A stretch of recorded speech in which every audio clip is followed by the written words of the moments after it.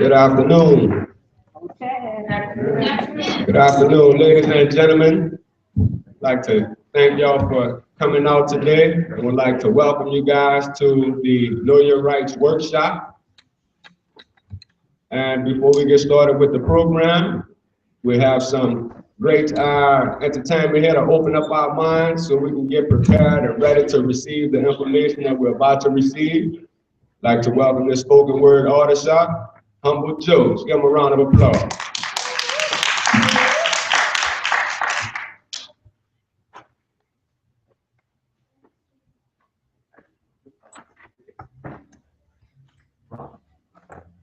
How's everybody doing? I'm going to bring to y'all two quick pieces to go along with the program.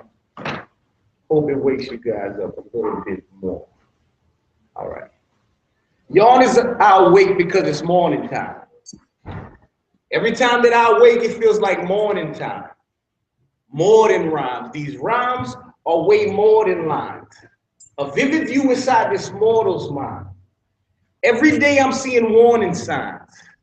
Every day I'm seeing war and crime. I never knew I lived to live in these final times. Stay at peace because it was all designed. He designated me this path, and this path is mine. And I embrace it wholeheartedly. As I face the rapid currents, I'll flow no matter where it leads. Be the leader of the pack of watchmen watching over sheep. Fearing no one because he watches me. But it still gets rocky and gets rough. It's tough to chill when what you got is not enough, yet and still you have to run. Run fast, cock back strong, is still on the gun to blast back at old Satan when he comes.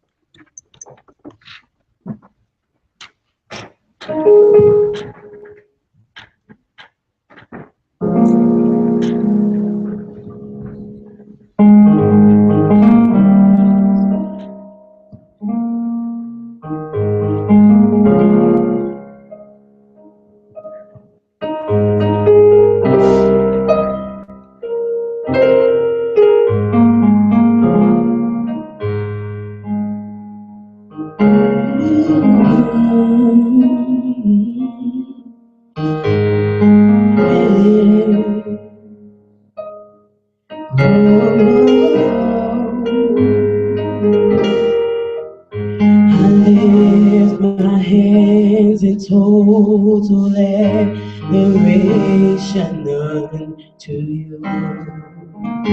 You reign on the throne, for you are God and God alone. Because of you, my cloudy days are gone.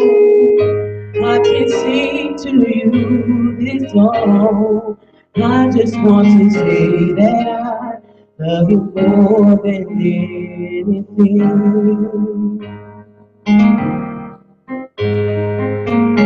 I love you, Jesus.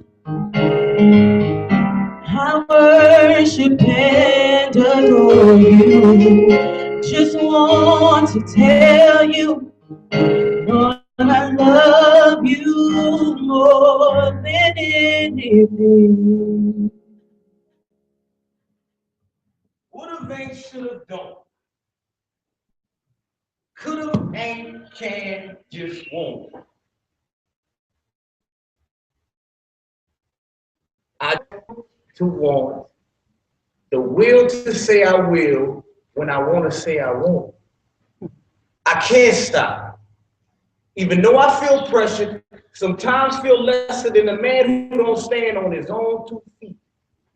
Between 2 seats, tailor-made just for me while vexation settles deep. Ooh-wee. Facts based on an oxymoron. Why? I'm witnessing hypocrisy all on the news. The tube is true, the clues on every radio station. Murder, murder, kill, kill on every playing station. I'm just realizing what we really facing. Listen close, no jokes, I need concentration. Listen, folks, there's no hoax, the secret weapon is persuasion. Mask gone, cover blown, the main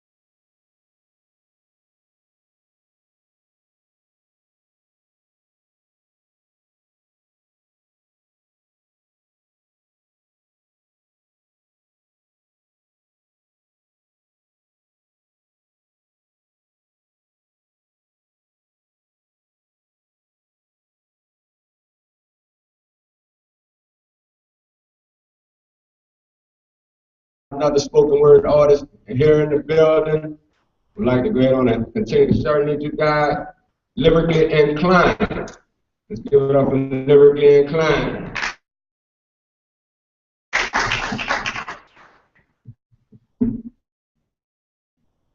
Poetic soul. Lyrically inclined is the event that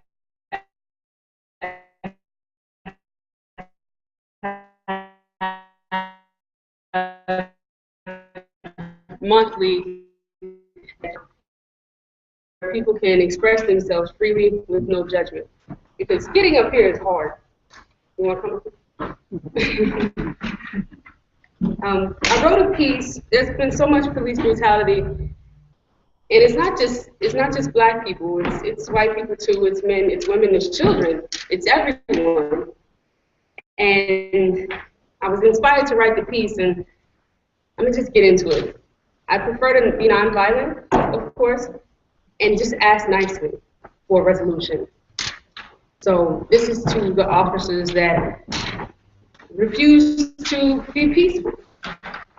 It's called the policy. You hide behind your policy. Like this system was made to salute you overstepping boundaries. Like these barricades were made to set the world behind your presence, like my life meant nothing against the fake gold pressed against your badge. Let the silence resonating from my body, culture insecurities like oil, silence you. And carry you through these last few moments. The moments right before you chose to strike me, gun me down. While capitalizing off streets paved in crimson, you hide behind your policy like guilds cloaked in white burning crosses on my front lawn. You deceived me. You took an oath to protect and serve. To value the lives of the people as much as you value your own. The color of my skin should not determine if I'll take another breath. The virtue of my womanhood should not be compromised in exchange for my safety. The impairment of my body should not be held against me. Did you hear me? I can't breathe. Did you even count the bullets as they barreled into my backside? 1, Robert Kim. 2, Marshawn Pitts. 3, Brian Sterner. 4, Sophia Salva. 5, Amadou Diallo. 6, Rodney King. 7, Pearl Person. 8, Victor White. 9, Eric Garner. 10, Michael Brown. How long did it take you to realize that I was unarmed? There has to be a way for us to end this peacefully. For us to overcome like being an example for change. To the officers that removed the blindfold from Lady Justice's eyes, I implore you, please, put down your guns and allow the silence to resound within the barrel so that the world be reminded of why we call it a peacemaker. Thank you.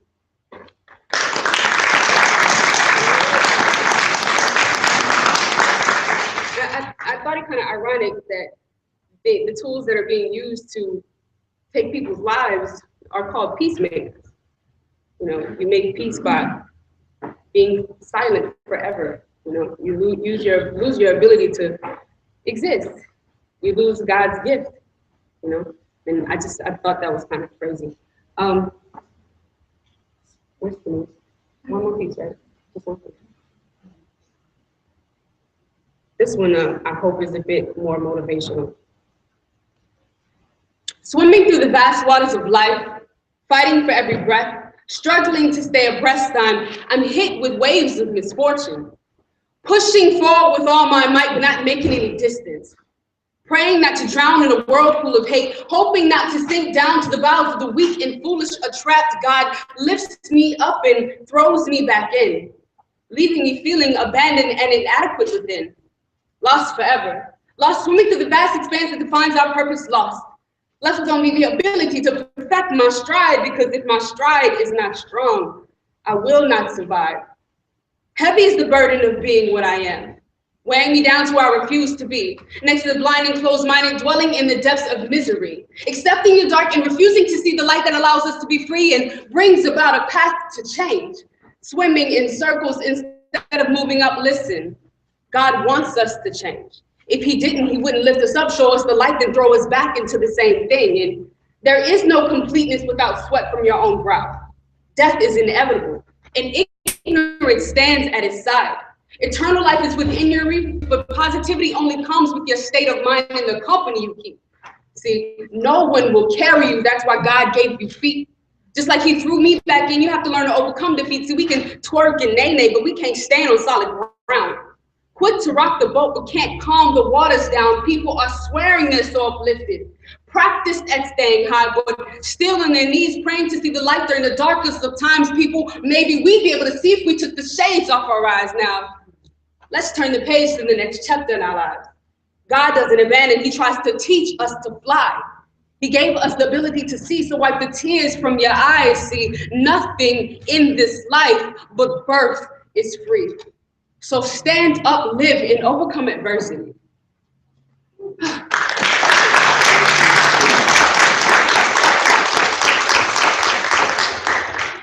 was powerful. That was powerful. Thank you. Thank you. Poetic soul. I'm going to get it right this time, huh?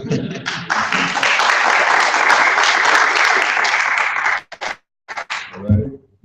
I'd like to just thank everybody for coming out today on such a beautiful day. We're inside, just trying to unlock our minds and take ourselves to a higher vibration of consciousness and see if we can figure out a way to stop all of the injustice and the unnecessary killings that's going on within our communities. You know, so that's what this workshop is all about today, the Know Your Rights workshop. And like I said, just like to thank you guys for coming. We're gonna go ahead on and get into the presentation, but before we go ahead on and do this, I'd like to welcome up our panelists for us to come on stage and just to get situated on stage. And also, we'd just like to open it up with a prayer. Like to thank Pastor John for opening up his doors to this church today. John, so come on up and say a few words to open us up this morning while the attorneys, the panelists are coming up on stage.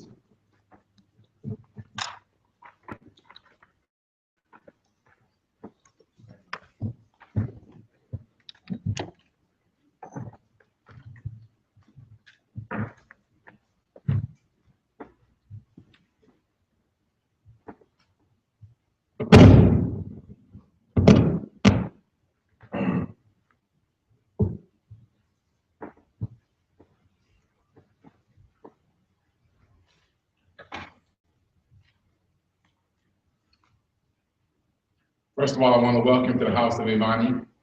Thank each of you for taking the time tonight, this afternoon rather, to be with us. And it's our prayer that this program be a blessing unto you. At this time, we'd like to avail ourselves of the presence of God in the house. Well, let us pray. Oh Lord God, we thank you, Lord God, for being in our midst, for allowing this great assembly, oh God, for a stated purpose and at a time such as this. We ask, oh God, that your hand touch us in every possible way, let your spirit abound all around us, oh God, that we might be lifted up by the content of this program. We pray for all those who have had serious confrontations with law enforcement and those who are subjected to a criminal justice system, oh God, that somehow, sometimes does not seem to be just. We pray that you bring correctness where there is wrong. You bring healing, oh God, where there is weakness. That you might strengthen us all, that we might find that we are all called to be a participating partner in resolving the issues surrounding the criminal justice system, mass incarceration, for the unjust killing of unarmed men, for continuous confrontation and violence within our communities. We pray, oh God, that you and you alone take control of this situation, that you use our hands, the hands of everyone here present, that you use our feet, that you use our voice, oh God. We thank those who had the fortitude to plan this program. We thank you, Lord God, for giving the courage for people to stand up and to take action and to believe and have hope that change will come. We know that righteousness is something that we all desire. And we ask, oh God, now that you bring about a sense of justice, but first call it in our hearts, oh God, that we might come to realize that we must all participate in that walk toward righteousness. Bless this program. Bless our planners, all of our participants, and those even participating here by streaming, oh God. We ask now in Jesus' name we pray. Amen. Amen.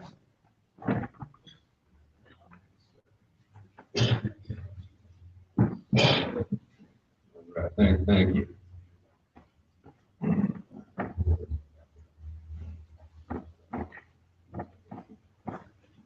All right, and you guys look great. Give yourself a round of applause for showing up today. Right, now, before we get started, I'd just like to give a few house notes here.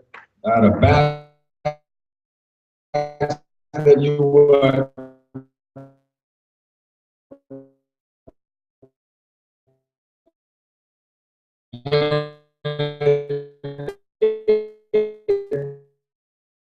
when your son back,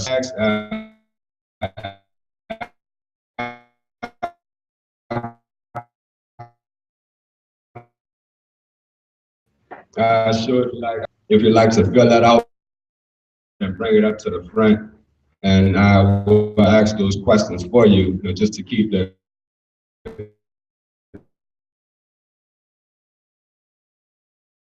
flow of the workshop going.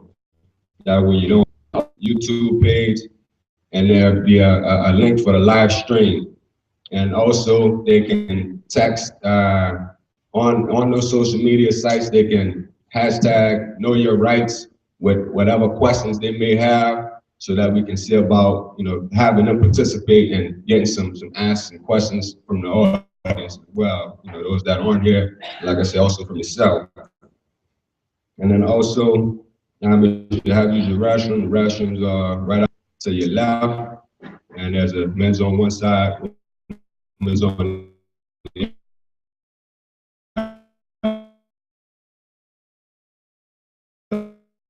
other.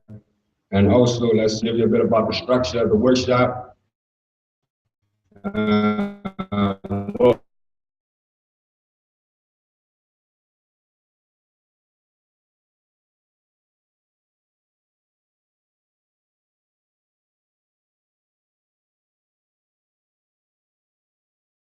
Then we'll go on to the next segment. All right, and why are we here today? Purpose. That, of course, the last few months, of course, it hasn't just been is to the forefront of the unnecessary by the police officers, those that are sworn to serve and protect. So the reason for us being here today, we can stand the constitutional rights when it comes to dealing with these officers. So that's some of these unnecessary murders. So, well, like I said, we'll have the panelists speak on that today. Hopefully, like I said, to be open up, and you can bring actions, be wiser when it comes to dealing with these officers on the street, to know that there are alternatives to ending your life or putting it all on the line at that time. So without, I'd like to thank everybody that helped. There's a community organization, and churches, of course. Imani Temple was here to help us out. Then we have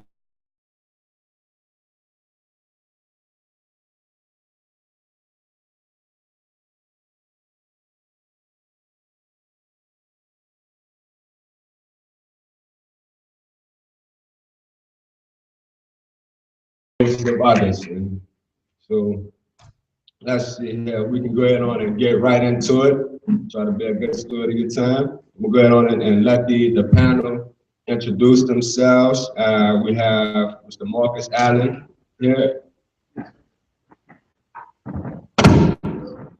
My name is Marcus Allen. I'm a local attorney here in Lafayette, Louisiana. I emanate from St. Petersburg, Florida. I came here probably just as many of you and most young youth. I was a football player. Got my education and went to University of Florida. Transferred from University of Florida to Southwest Louisiana, and chasing that dream of music and sports. And I was just fortunate enough to be one of the guys who got an education. And once those two things played out, and it was nothing there but my education, I took that education, I began to matriculate as hard as I could. I guess what I said to myself, if I was going to spend that much time and energy chasing professional football, I needed to spend that same amount of time and energy chasing academics so that I would not end up in a bad situation. And of course, I really enjoyed the atmosphere in the community of Lafayette. So I've made Lafayette my home. I received my JD from Southern University Law Center. And from there, I got my second law degree at University of Missouri in Kansas City, in which I got an LLM in tax law. From there, I came back and I thought that I was gonna either go back home or come here. And I got here actually intending to move on to do some sports and entertainment work, which I do a lot of entertainment work. But I ended up getting caught here, taking on cases, fighting different things for different people. And as life continues to go on, I continue to take on these battles and still just waiting my way through. And hopefully we can share some information with people out here that can edify their knowledge base and what to do under these circumstances. And certainly if you have any questions, don't be hesitant to ask. Hopefully we can share some things with you. So thank you very much for having me here.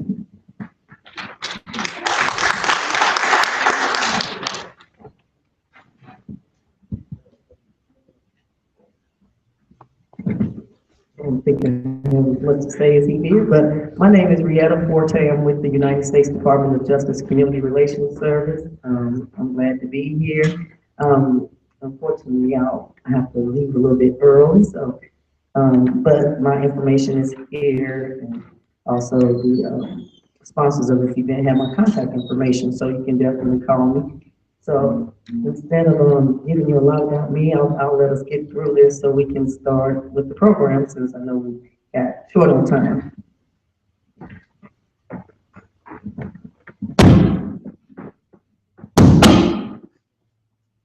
Good afternoon. My name is Stephen Dixon. I'm with the ACLU of Louisiana. When I told my children that I was going to start working for the ACLU, they didn't know what that was. And so I learned, oh wow, okay, not everybody knows what the ACLU is. That stands for the American Civil Liberties Union. And what we are, we're a group of attorneys. We practice nationwide, and we're America's, one of America's, I should say, foremost defenders of people's individual constitutional rights. And so we're always trying to both fight in the courtroom and in legislatures, for people's constitutional rights, to make sure they're respected. And one part of that is educating, and as Ryan, I think, said, is trying to get to understanding. And so today we'd like to come and and talk to people about their constitutional rights, and then also just ways to go through, life and such, so that you're respecting others and others respect you. And kind of as the people who put this workshop together, this Know Your Rights workshop, said in the materials they gave me, that it's a kind of a two-way street here. We all have to try to come to this understanding to reach where we want to get to, which is a more peaceful society. Get past this admittedly very tense time that we're going through.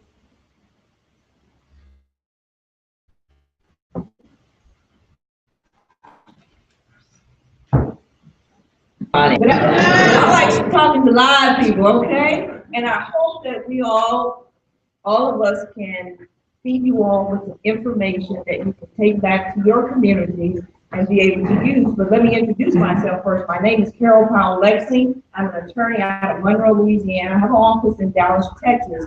I handle a lot of civil rights cases, and I do a lot of high-profile cases. A few years ago, I was thrust into the net because I handled a case down the street from us, or down the road from us, called the Gina 6. And I don't know if you all remember that case, but I was one of the lead attorneys in that case.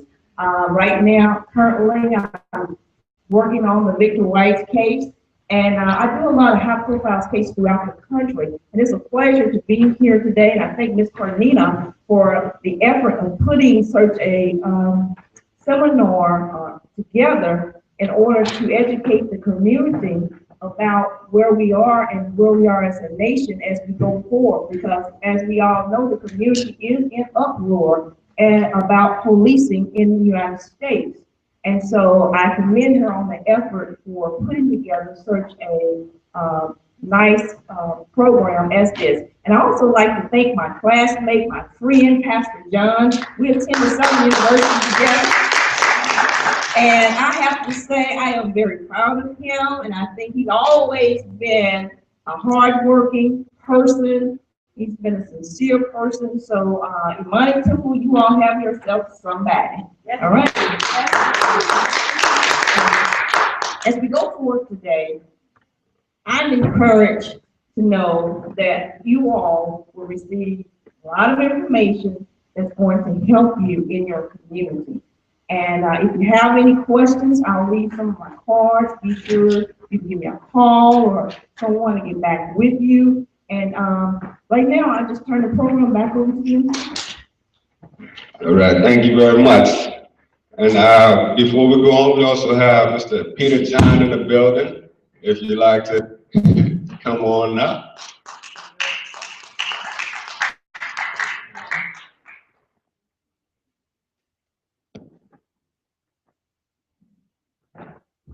I really don't have much to say, other than good afternoon and thank you all for having me here. I am not disrespecting the temple by wearing my hat as part of my presentation, and I did take it off during the prayer.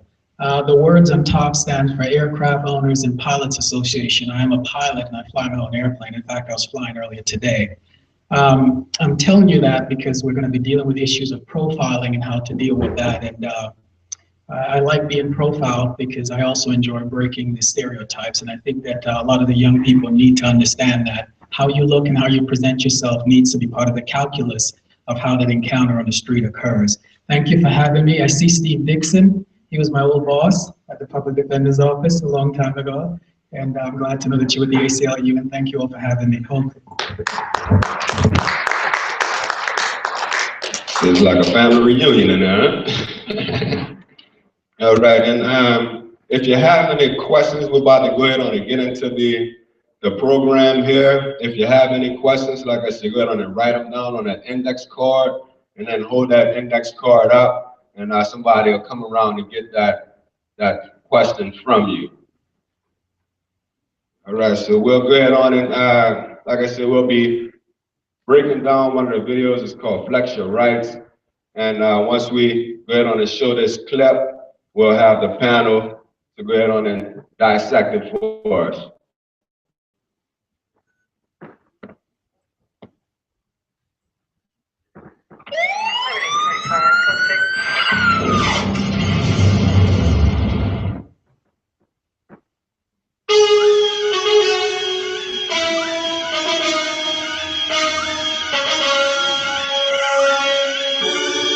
I move like the city skyscraper stand. I move like the city, the money rubber band. I move like the city, everything is bad. I move like the city, car lights. I move like the city skyscraper stand. I move like the city, the money rubber band. I move like the city, everything is bad. I move like the city, car lights. Hey yo, my neighborhood is like a video set. Cameras move slow when the street get wet. Shake 'em up, roll money down, it's a bet. G's on the set, throw it up right to left. I move like the city, some streets come with me. Back pocket whiskey, keep me all busy. The street thoughts got the feeling like a seesaw. Up, down, back up, I need to see more. The lean so lean, the gear all clean. Left arm up, steering the machine. Eyes in the rear view, gotta keep a clear view. When that money talk, the black won't hear you. Ride with a ride, it'll yeah, it's a movie.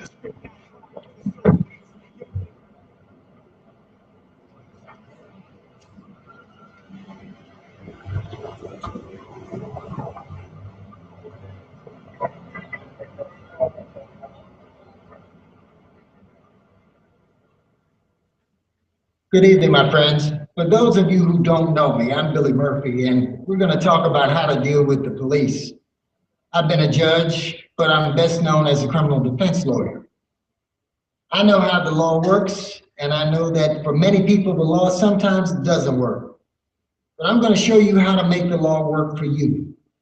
I see how the choices my clients make have a massive impact on the outcomes of their police encounters, even if, and especially if, you've done nothing wrong. There are lots of good police out there doing what needs to be done. And I don't need to tell you that there are also few too many cops who don't respect the basic rights of innocent people. But you don't get to choose who you're dealing with. And even the nicest cop will use your mistakes against you. That's precisely why every citizen, every one of you, must possess the tools to confidently assert your rights if you have to. By the show of hands, who's here because either you, a friend, or a family member has been on the business end of a bad police encounter? Then you're in the right place.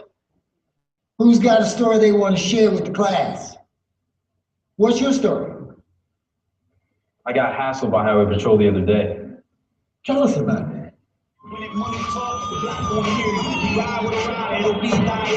I was ready to explode. This was like the fourth time this year I've been pulled over for nothing.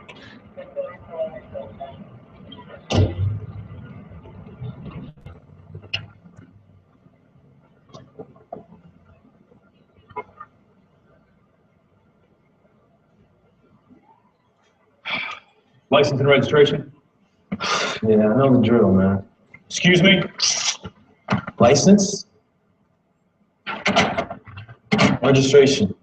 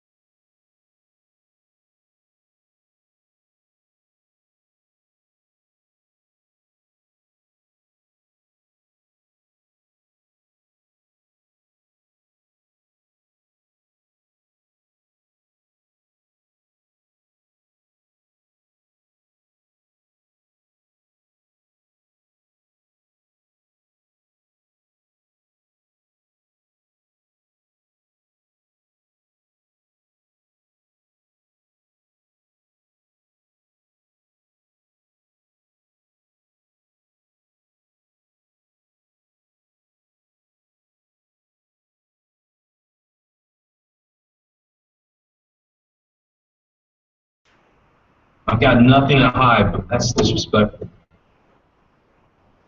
All right, sit tight.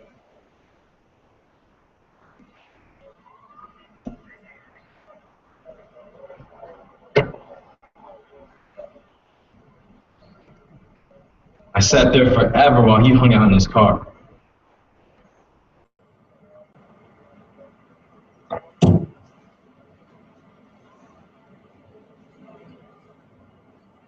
All right, Darren, stand up. Stand up.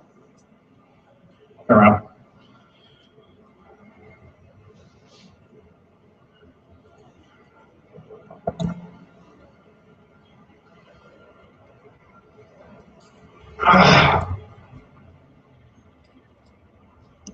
This is a citation for excessive lane change. Take care of this as soon as possible. Sign that. Sign it.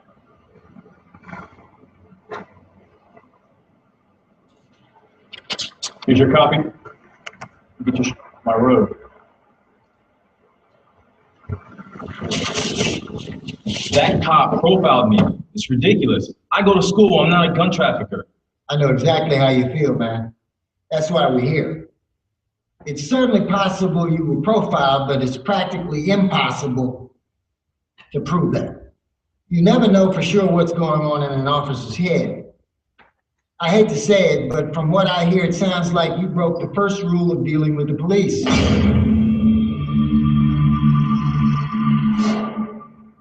Always be calm and cool. Hold up, are you saying that he deserved to get treated like that? No, what I'm saying is a police encounter is absolutely the worst time and place to vent your frustrations about police. Getting stopped by police is always frustrating and scary, but you could have played it much smarter by being calm and cool. As soon as you opened your mouth, you failed the attitude test. License and registration? Yeah, I know the drill, man. Your attitude only got worse. Whatever, man. Don't ever talk back. Don't ever raise your voice. Don't ever use profanity with a police officer. Being hostile with police is stupid and dangerous. You can't win that game on the street where they're the king. Police have a dangerous job. Even the most professional officers might become aggressive if they feel threatened or if their authority is challenged. Always control your words, the tone of your voice, and your body language. If you're visibly scared and angry, it's easy for an officer to get scared and angry too. Things could have turned out way worse than they did. On your stomach! On your stomach! Can you think of a better way you could have greeted that officer? Good evening, officer. How's it going? That's better. Calm and cool. Hold on. What's all this polite talk? They don't respect us, so why should we respect them? For real. This isn't just about respect, it's about common sense. If you don't check your ego at the door and you let it take control of you during a police encounter, you'll regret it every time. Following the rules doesn't guarantee that the police will respect your rights, but they can keep you from digging yourself into a deeper hole.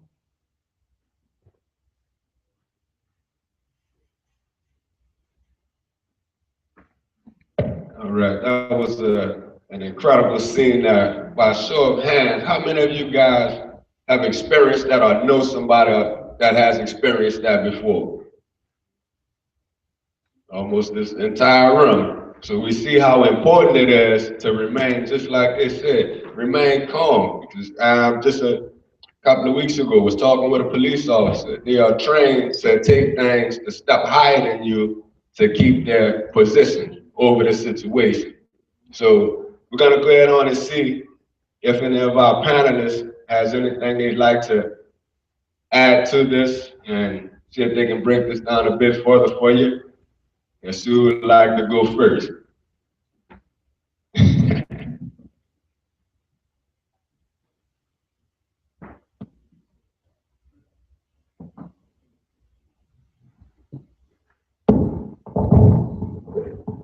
So I would just like to say, because I know when I spoke, I didn't tell you, under the Department of Justice Community Relations Service, one of the things we do is in this situation, if it was a community who felt like that was a continuous or only a certain segment of the community was being stopped or a stop and frisk, we can come in and do facilitations or mediation where we bring that whatever that complaint is to the police chief and make him aware, because as you all know, police chiefs have many people they supervise, just like in any other organization, and sometimes the conduct of a police officer may not be brought to the attention. One of the things I always like to say when I'm out speaking with the youth is sometimes even when you know you're being maybe disrespectful or they're not talking properly, you feel, don't agitate or escalate the situation by give me your badge number or let me have this. Sometimes you can just look at the car number or something, or if you can get some kind of number. Most of the police cars have a number on where you can get it, and that way you can then later call the police station and make a complaint rather than escalating it, because sometimes, you know, when you do ask a police officer, I want your badge, I want this, and you don't want to give it, that can also escalate. But I think staying calm and cool, or knowing that you can call the Department of Justice Community Relations Service or go to your NAACP or civic organization, you know, and say, I feel like there's some racial profiling going on in this community, or there's many stops or some discriminatory practices by the police department, and then you have someone that can come out and help and speak for you. Just don't try to fight the battle by yourself right there at that time.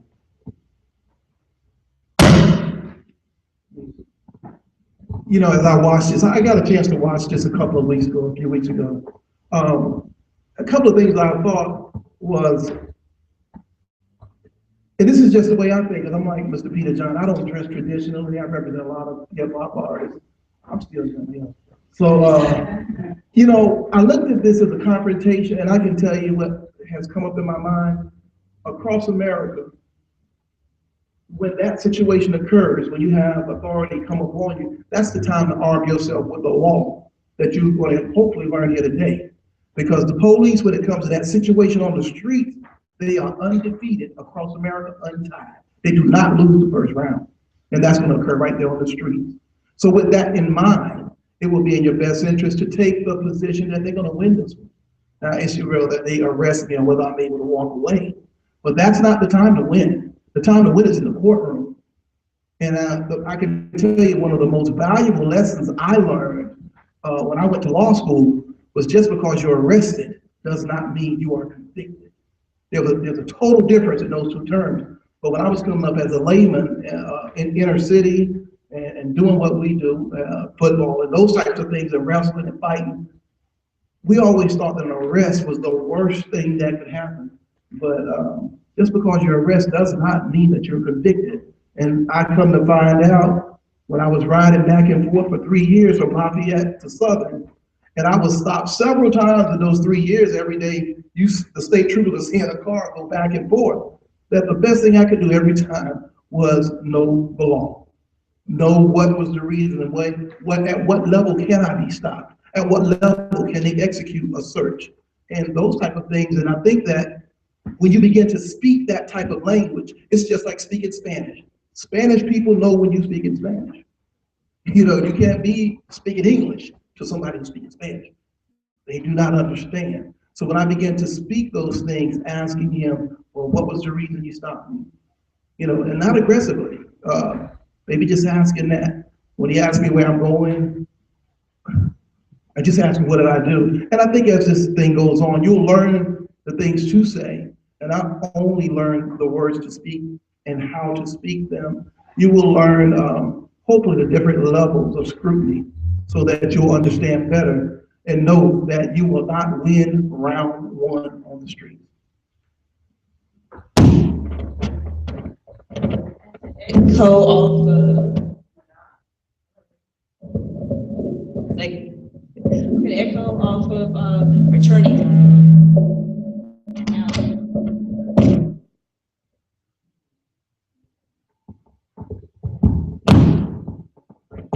All right, echo off of Attorney Allen. The best practice is to, when you're stopped by the police, when I'm stopped by the police, because I've been stopping in my comings and goings occasionally, the best practice to do is to put your hands on the steering wheel so that he or she may see you at all times. You are to be very courteous, and echo off Attorney Allen, just ask officer, what is the problem? Why are you stopping me? Don't have an attitude, because you have to understand that if you have an attitude, you're talking to a police officer who has been trained and to be a tough person, who's wearing a badge, a taser, and everything else. So when you come at that police officer with an aggressive spirit, he is then going to take a stance, because at that particular time, he doesn't know which way you are going. Now, whether you are right or wrong, the best thing to do is to just be cooperative and wait and fight your battles in the courtroom, because we saw in that video several things that took place. We saw an illegal search. Of course, the Fourth Amendment protects everyone against unreasonable search and seizures and guarantees a person the right to be secure in their persons, their properties, and their effects. So when the police officer he went a little too far, and that was not the time nor the place for the young man to try to challenge him at that point, because you're not going to win on the streets. You don't want to be tasered, because that is not a less lethal type of weapon. They tell you that. Taser tells police departments that, because they're trying to sell their product. But tasers do kill people, so be aware of that.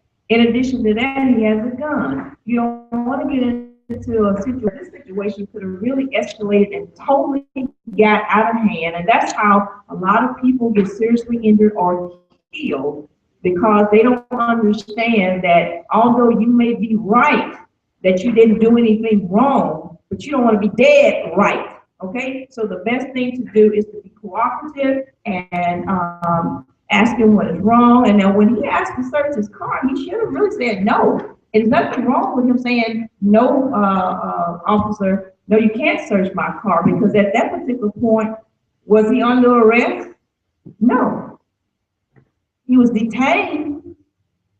I guess you could say he was pretty much in custody, but to a certain degree, he never said he was under arrest. So at that point, refusing to allow him to search your vehicle is not a crime. You can do that, but you deal with a personality. So you have to kind of use wisdom when you get stopped, and the best wisdom and the best practice is to be cooperative and fight your battles in the courtroom.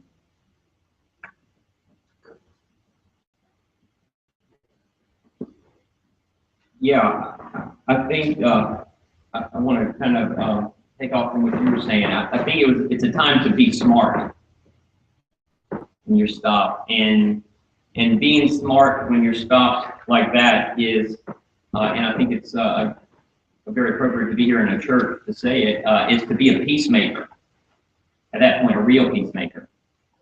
And the way you do that is you try to step into the other person's shoes, friend or foe, and think what's going to make this work best for me here.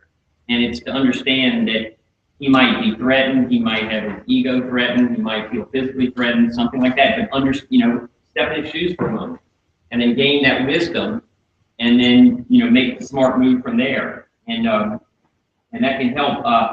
Last Sunday, I was in Baton Rouge, riding down Highland Road, and there was an incident where a vehicle crashed off the road, went through a fence, and so I pulled up behind to see what I could do. The police show up shortly after that, and I'm getting out of my truck, and I wasn't the person who ran through the fence, right, or crashed through there, but I'm there on the scene. And so when that police officer, well, two of them come out of their cars, and they did draw their weapons pretty quickly. I mean, I was like this. I was not the person who ran off and crashed through the fence, but I knew, like, hey, I don't know what those police officers might be thinking, but they might be thinking I'm somehow in this. So it's like, hey, and then I think it helped de-escalate the situation. And then very nicely, the guy who had run off and crashed through the fence, he crawled out of his window And his first thing was like, hey, and then the thing did resolve in a peaceful manner. And it could have gone really badly the other way because, like I said, both officers did draw their weapons and they were getting up close. So it was a tense situation. But I think everybody was smart. And it got resolved. That's definitely a great anecdote there. So you guys see how important it is to have the right mindset, the right attitude when you're approached by these officers and dealing with these officers. You have to remain focused. And I think Poetic Soul said this in one of our poems. You have to be in the right state of mind. No matter what you're going through, you have to be in the right state of mind to deal with these officers. And before we move on to the next segment, just like to go ahead on and, if I understand correctly, Judge Edwards is in the building. Just like to go ahead on and recognize him for being here. And then we also have a presentation by the Peter John here. Let's go ahead and give him a round of applause.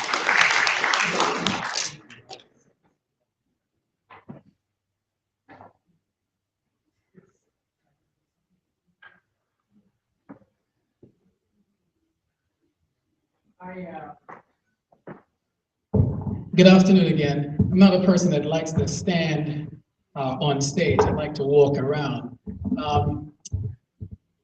How many of you, by a show of hands, when I walk, those of you who saw me with my hat on, and it looks like I'm not the only one, there's a gentleman down there with his hat on too. So go right on ahead. It's okay. You don't need to take it off. But how many of you thought that, man, this guy is in a church, and why does he have a hat on? You don't have to feel bad. Just raise your hand. There you go. And you're being honest. I see at least 3. Anyone else thought he's in a temple? There you go. What is going on? Now, how many of you had an idea of, what you think I'm here for, or what am I doing? Maybe I'm here to participate. How many of you thought about maybe he's one of the speakers? Of course, Judge Edwards would, because he's one of my mentors. That's not fair. I just texted. I see 2 of my mentors here. Steve Dixon, I helped train me at the Public Defense Office. How many of you would even consider remotely that I have a Juris Doctorate degree and an MBA? And I'm currently attending Harvard Business School in the extension program. I commute to Boston. I have a confession. Yes. When I was talking to Pastor John, I think you were coming in the door, and he said, "Oh, there's one of my speakers." And I said, "Where?" So Where's your microphone? I didn't see the speaker. I didn't see the person. I thought it should have been in a suit. Should have been in a suit. So I was still looking for the speaker. I saw him come in the door, but I was looking for the speaker.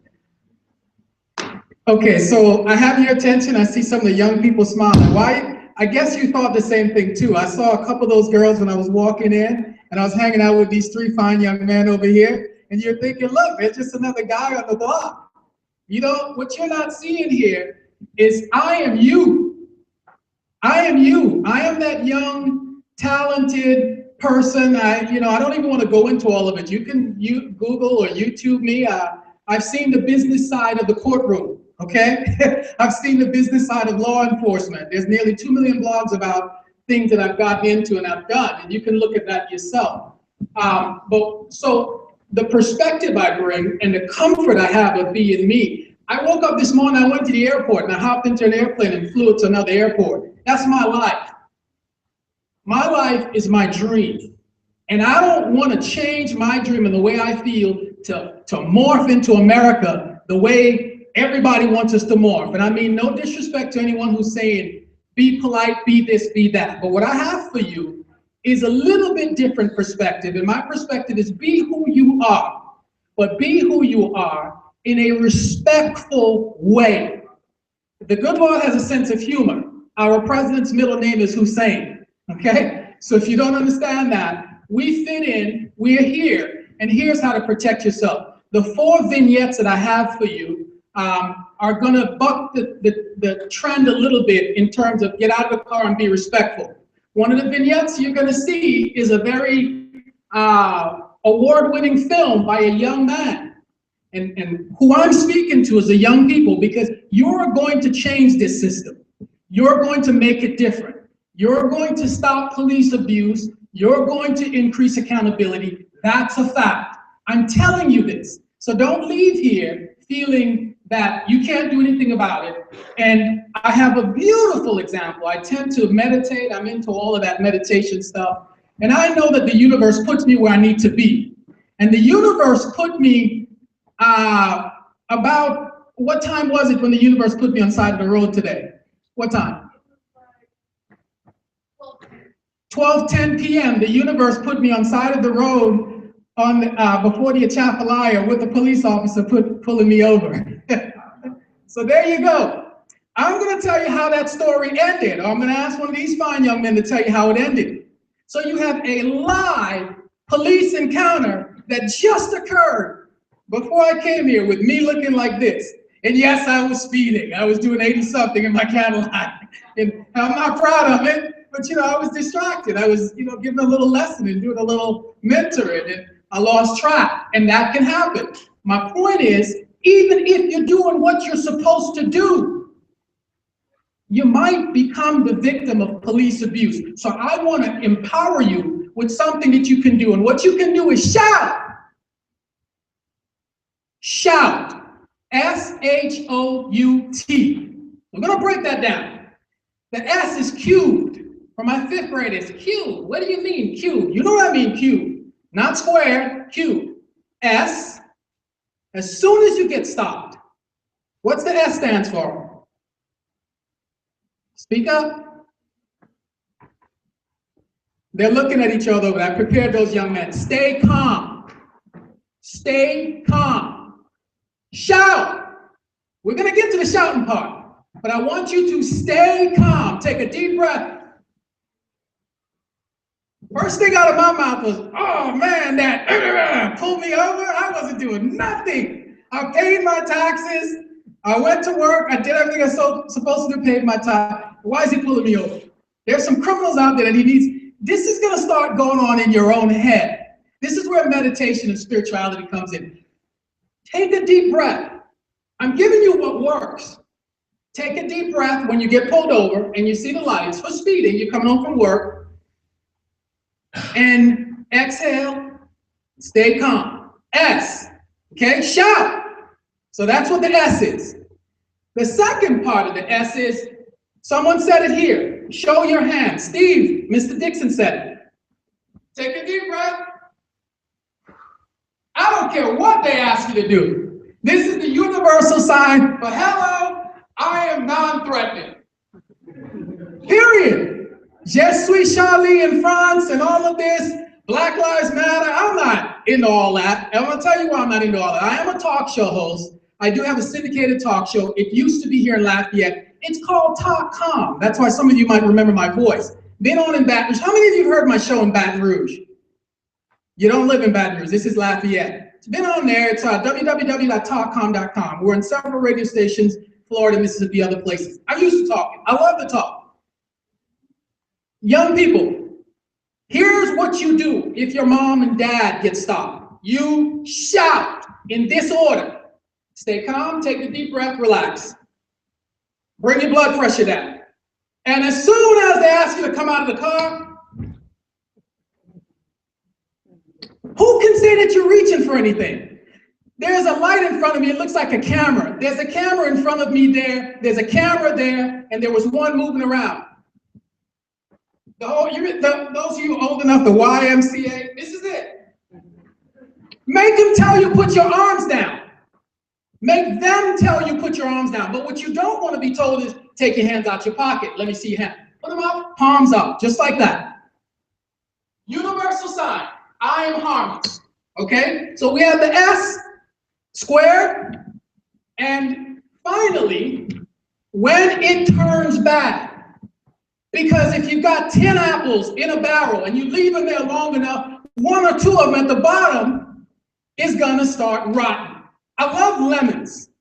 I'm a runner. I believe in lemons and vinegar and all that other stuff to stay healthy. And I bought some lemons a few days ago. I put them in a little basket. I said, yeah, I want to treat these organic lemons good. They're on the counter. They start growing this little white stuff, this fungus on them. I'm like, these are lemons. They're supposed to help kill antibacterials. 2 of my lemons started going bad. That's like the police force. Let's use the 80-20 rule. 80% of them good, 20% have issues. Why? Not because policing is bad, not because police are bad people, because human beings behave badly. So you stay calm, you put your hands up, and let's look at what happens in the first vignette. Even if you do what everybody's telling you to do, this stuff can go left. So I want you to be prepared. Here we go. That cam video you see right there, a vivid display of police misconduct that has cleared a New Jersey man facing years in prison and turned the tables on the officers who accused him. Sarah Wallace, the investigative reporter from our New York station WABC, brings us this exclusive report. Get out the car! Get out! This is the Bloomfield Police Department's dash cam video that prosecutors say they never saw when they pursued criminal charges against 30-year-old Marcus Jeter. Notice his hands in the air. He was charged with eluding police, resisting arrest, and assault. And also notice who throws repeated punches. WABC obtained the dashcam video exclusively. The incident began when cops were called to the Bloomfield home Jeter shares with his girlfriend. No charges were filed, and Jeter says he left after briefly talking to officers. When they were behind me with the lights on, I pulled right over. I wasn't trying to escape. In a video from the first police car, prosecutors did see Jeter stops on the side of the Garden State Parkway. The cops pull out guns. Why didn't you just get out of the car? Because I was afraid. There was a cop on my left with a gun pointed at me, and there was one on my right side with a shotgun pointed. The tape not initially turned over is on the dash of a second police car that comes from the opposite direction, crosses the median into ongoing traffic, and then strikes Jeter's car. There is no mention of that in any police report. The next thing I know, the glass gets busted. Get out the car! My hands are up. As soon as they opened the door, one of the officers reached in and just punched me in my face. And he's like, "Stop resisting arrest. Stop trying to take my gun." Get down! Stop resisting! Stop resisting! Why are you trying to hit my gun? When they opened the door about to put me in, the officer hits me in the back of the head again. As soon as prosecutors saw this video, they dismissed all of the charges against Jeter. A grand jury indicted 2 of the police officers on various charges, including conspiracy and official misconduct. One of them was also charged with aggravated assault. They pleaded not guilty. For Good Morning America, Sarah Wallace, WABC TV, New York City. Some great digging there by Sarah Wallace. Okay, so you were respectful. Did anyone see this man do anything wrong? That was a resounding no. Quickly, no. He didn't do anything wrong. He did one thing that I'm adding as your skill, and that is take a deep breath and bring your stress level down. Operate spiritually and meditatively. Take that deep breath. You're gonna need it because you freak out when you're pulled over. How many of you, when you're pulled over, as much as you hear and you've been an adult and driving, your heart starts to beat? There's a bunch of hands. Do you know why? That's a normal parasympathetic nervous system reaction. It's a fight or flight reaction. So even if you have a normal reaction, when you freeze up, you're gonna hear a story coming up next where someone's mother was dying in the hospital and they wanted to get out of there. And that might make you think at that moment, you know what? This is just not right. Even though you're normally a calm person, my mother's dying. The hospital just called and said, you need to get here. She only has a few more minutes. I've lived through this with a foster child that I took in Lake Charles. Well, we got a call from Baton Rouge to come to Lake Charles for this young lady because her grandmother was dying. In the nick of time, I was speeding. This is what we do. It's bad human behavior. So when you understand that I'm human, the officer's human, you're human, you can't just say it's your fault because you were disrespecting someone, because that's not what's going to trigger that. Now, let's break the video down quickly. Who was narrating for the grand jury so the grand jury could not indict? Who was narrating? Who was narrating? I hear it. The officer was narrating what? What was he saying? Don't resist. Don't resist. I mean, he's beating you up. Don't resist. And they're narrating. Did you see that? Who saw that? He was not resisting, but they were narrating a resistance. So if you have people on the jury that really don't want to convict, there you have it, because they know the theater and the acting. So how are we going to act? That's right. Now, the third S in shout is you also begin to shout. I know some of our panelists are going to say, no, Peter John, but if this fine attorney, who I know is lethal in the courtroom, this is not exaggeration, he's very, very good at what he does.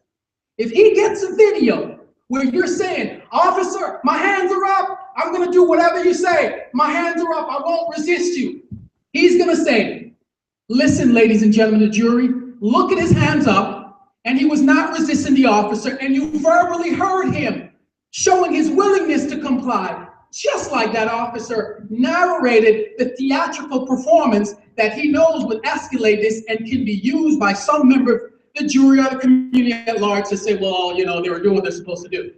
Let's go on to the next vignette, and I'm going to break it down technically to show you it's not just if you're doing what's right. You have to be prepared to advocate your version of events using technology and your own innovation. Near the end, I'm going to show you how 14 and 15-year-olds is turning the game, because you're the generation of the millennial and the generation Y, Z, whatever. You know more about your smartphones and everything that's going on. Plus, you're learning to code, to write computer code through a program at MIT and other programs that you can do through your school through distance. You can code a solution that helps this problem, and it's being done according to the Washington Post. Let me tell you, the ProPublica is an investigative journalism outfit, and ProPublica has shown in an August 2014 investigative journalism piece that Black males are 21% more likely to be shot by police officers than their counterparts. Why is this important? Why is it important to shout? Because Black males are 31 times more likely per 1 million. So for 1 million Black males, 31 of them are likely gonna be shot or abused by a police officer. However, for white male, it's 1.7, less than 2. This is not about Black and white, even though that factor is there. It's about people behaving badly. On my radio show, I say, let's go beyond Black and white. It's not about Black and white. It's about Black Lives Matter, White Lives Matter. It's not about Black and white. It's about doing what's right. I know this because where a white male in Livingston Parish was choked to death on side of the interstate. The case is called Stogner versus Sturtevant. I took it all the way up to the Supreme Court and won an award for my Supreme Court press for a finely written brief. Yet the Supreme Court in 2013 says, no, we're gonna pass.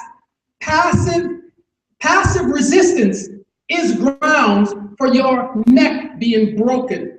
That is what the Fifth Circuit held by their ruling. There is a Texas case that says a Mexican man was passively resistant. This is passive resistance. Why are you stopping me? I wasn't speeding. What's going on here? I mean, I have rights. Yeah. Watch YouTube and think you can get away with that. That much resistance is called passive resistance, and it may be grounds for an escalation that may end in the loss of your life. This has happened. The case of Stogner versus Sturtevant. I was the attorney involved, and we took it all the way up. Okay? So it can happen, even if you're doing what you're supposed to do. Let's look at the next vignette and we'll break it down. 3 S's so far. Stay calm, take a deep breath. You know that one? Show your hands and shout. I'm not resisting. Go.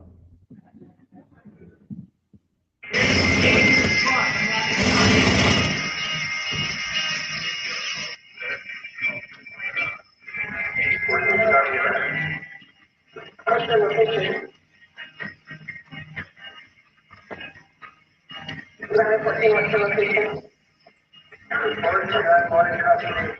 3769 South Oxford Way.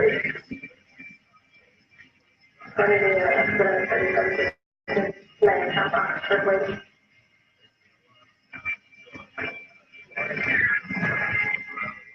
Number 3421.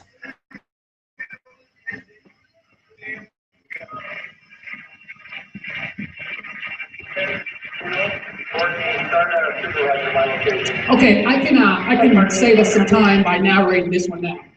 Okay, show of hands. Did he say anything to the officer that you can discern? Couldn't hear. Did he make any gesture? What did you see? Somebody tell me, stand up, what did you see? Your version of it. Anyone in front saw anything?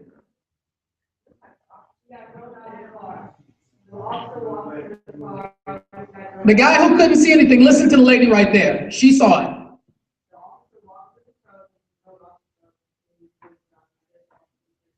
What was the first, this is how Attorney Steve is going to break it down. What was the first contact, physical contact between the officer and him? Push, grab, but forced by whom? Okay. Even if you say, hey, I'm not trying to prepare you for being militant against police. I'm preparing you for the situations where you're being the best human being that you can, but you're encountering someone who's not. The child in New York, those of you who couldn't hear the sound, from the apartment complex or in the pavilion with the fake gun. What happened in 2 seconds? Pop, pop, pop. The child in Walmart, what happened? Where they sell those guns? Pop, pop, pop. He was twirling the gun around and whatever. There's some, there's a gun involved and there's the opportunity to escalate it. Do you see a gun there? No. The third thing, H-O. What I would have done if I was that young man, Marcus, you're a good friend of mine, so I'd hold on. That's what the HL is for. If they beat you to death, hold on tight. How many of you have been in a fight? Some of you little kids on the playground, and you don't want them to get them far away from where they go to stomping you and kicking you. Hold on. I'm talking saving your life. I mean, you know where I'm coming from? How to survive and not die. Hold on to someone. Don't hit. Hold on. Around the waist. Have you ever seen a kid holding on to their dad's leg and hold on.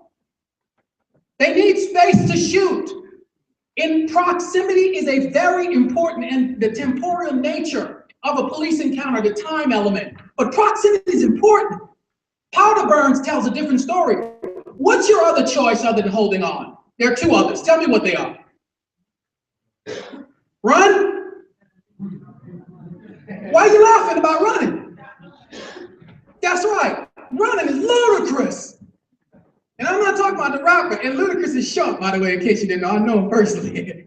Running is ludicrous.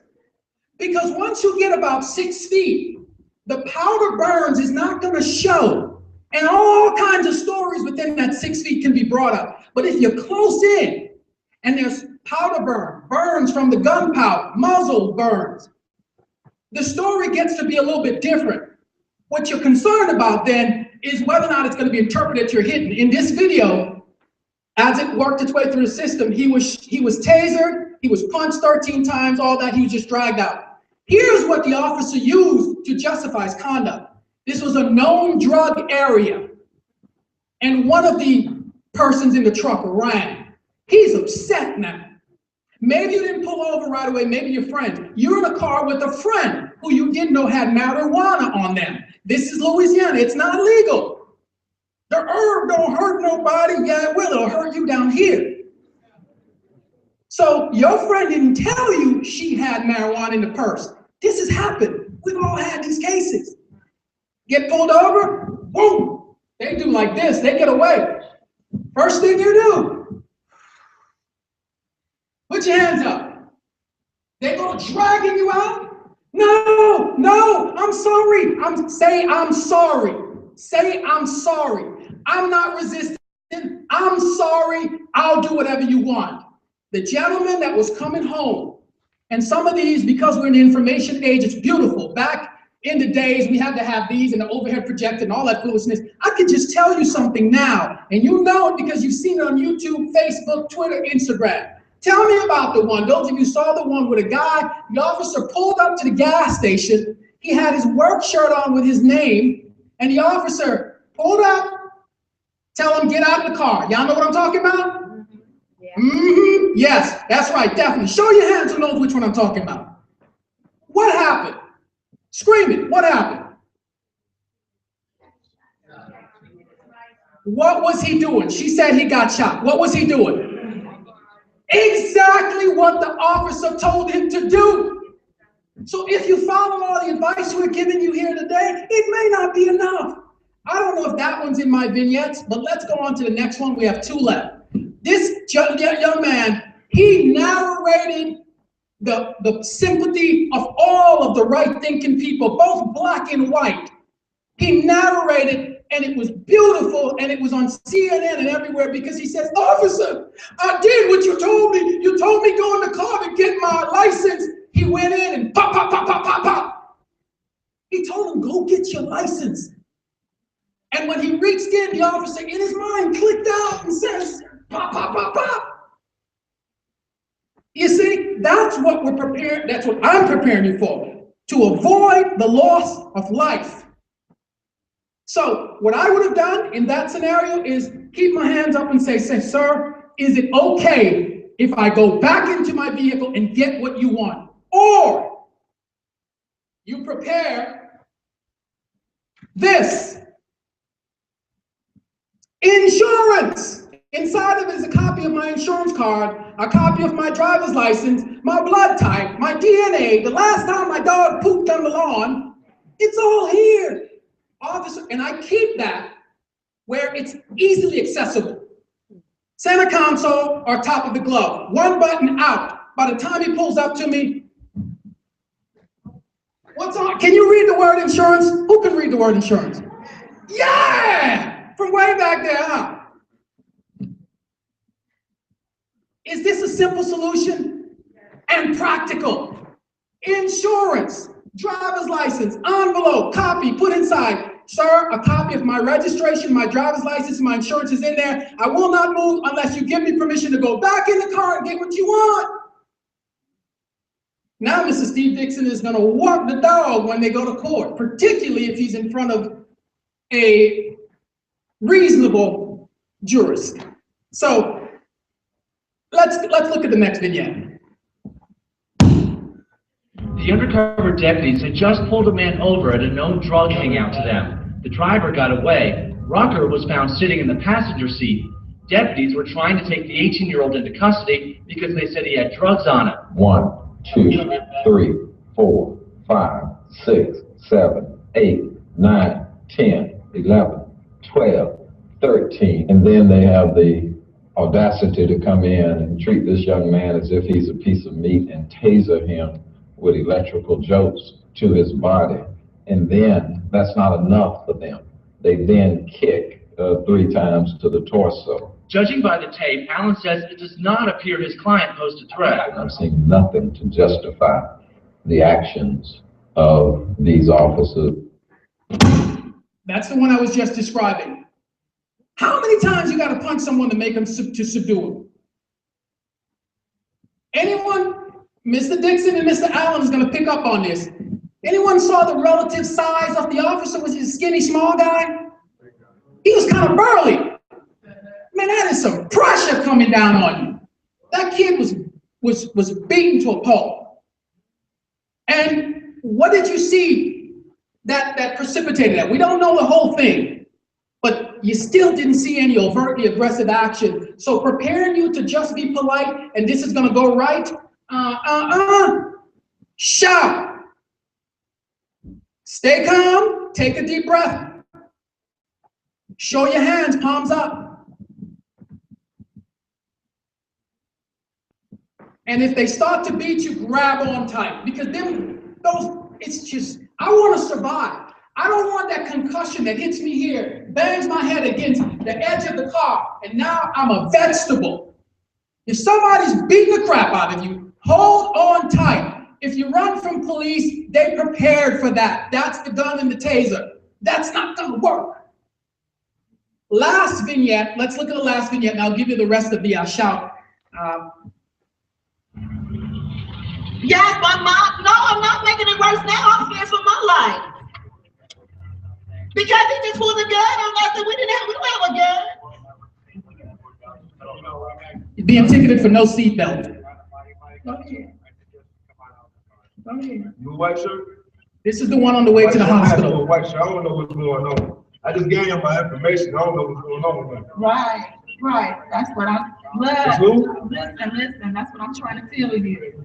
Okay? I don't know what's going on. I never got out of the Did building. the feedback. I gave it to him. Okay. Now he asked the man. Y'all got white shirts too? Just sitting beside me. He asked me. I got somebody in charge, He y'all. didn't have any idea.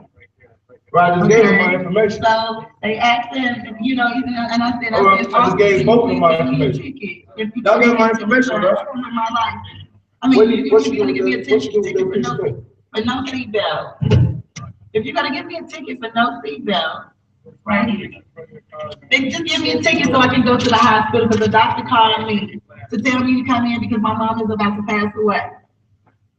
All right, so I guess he's looking for his information in his book bag. When he digs in his book bag, they pulled a gun out. What was the purpose of a gun? And now they asking me to open my door so I can get out. I'm scared that if you can pull out a gun in front of it's two kids in the back seat. Yeah. All right. No, don't mess my, now they're about to mess my, no! I'm not the operator in this deal, so if you do that, all right. I'm not the operation in this deal. Are you gonna open the door? Whenever you say somebody's not gonna hurt you, people are getting shot by the police. Oh, shit!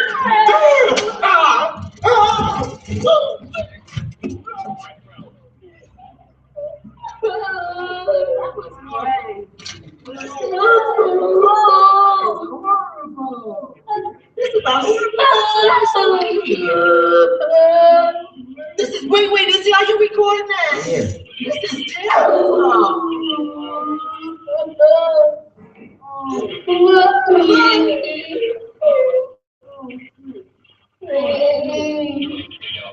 Okay, we'll wrap it there. I think you're gonna get the point. I'll be able to make my point from here. You can watch all of these videos.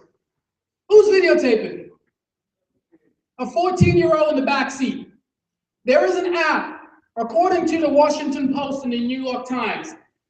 Teenagers, 116, 118, and a 14, 15, and a 13-year-old developed two apps, Android, and one is still under development. They're called 5.0. Open your phones now, kids. This is not school. I'm not gonna stop you from looking at your phone. Go right ahead. Look, she's giggling. She's like, oh, he let me look at my phone because you've been looking at it. Open your phones and put in 5, F-I-V-E-O, police brutality. Also, while you're at it, put in the word S-W-A-T, SWAT, police brutality, app, A-P-P. 5.0, F-I-V-E-O, police brutality, A-P-P. S-W-A-T, police brutality, A-P-P. What's interesting about this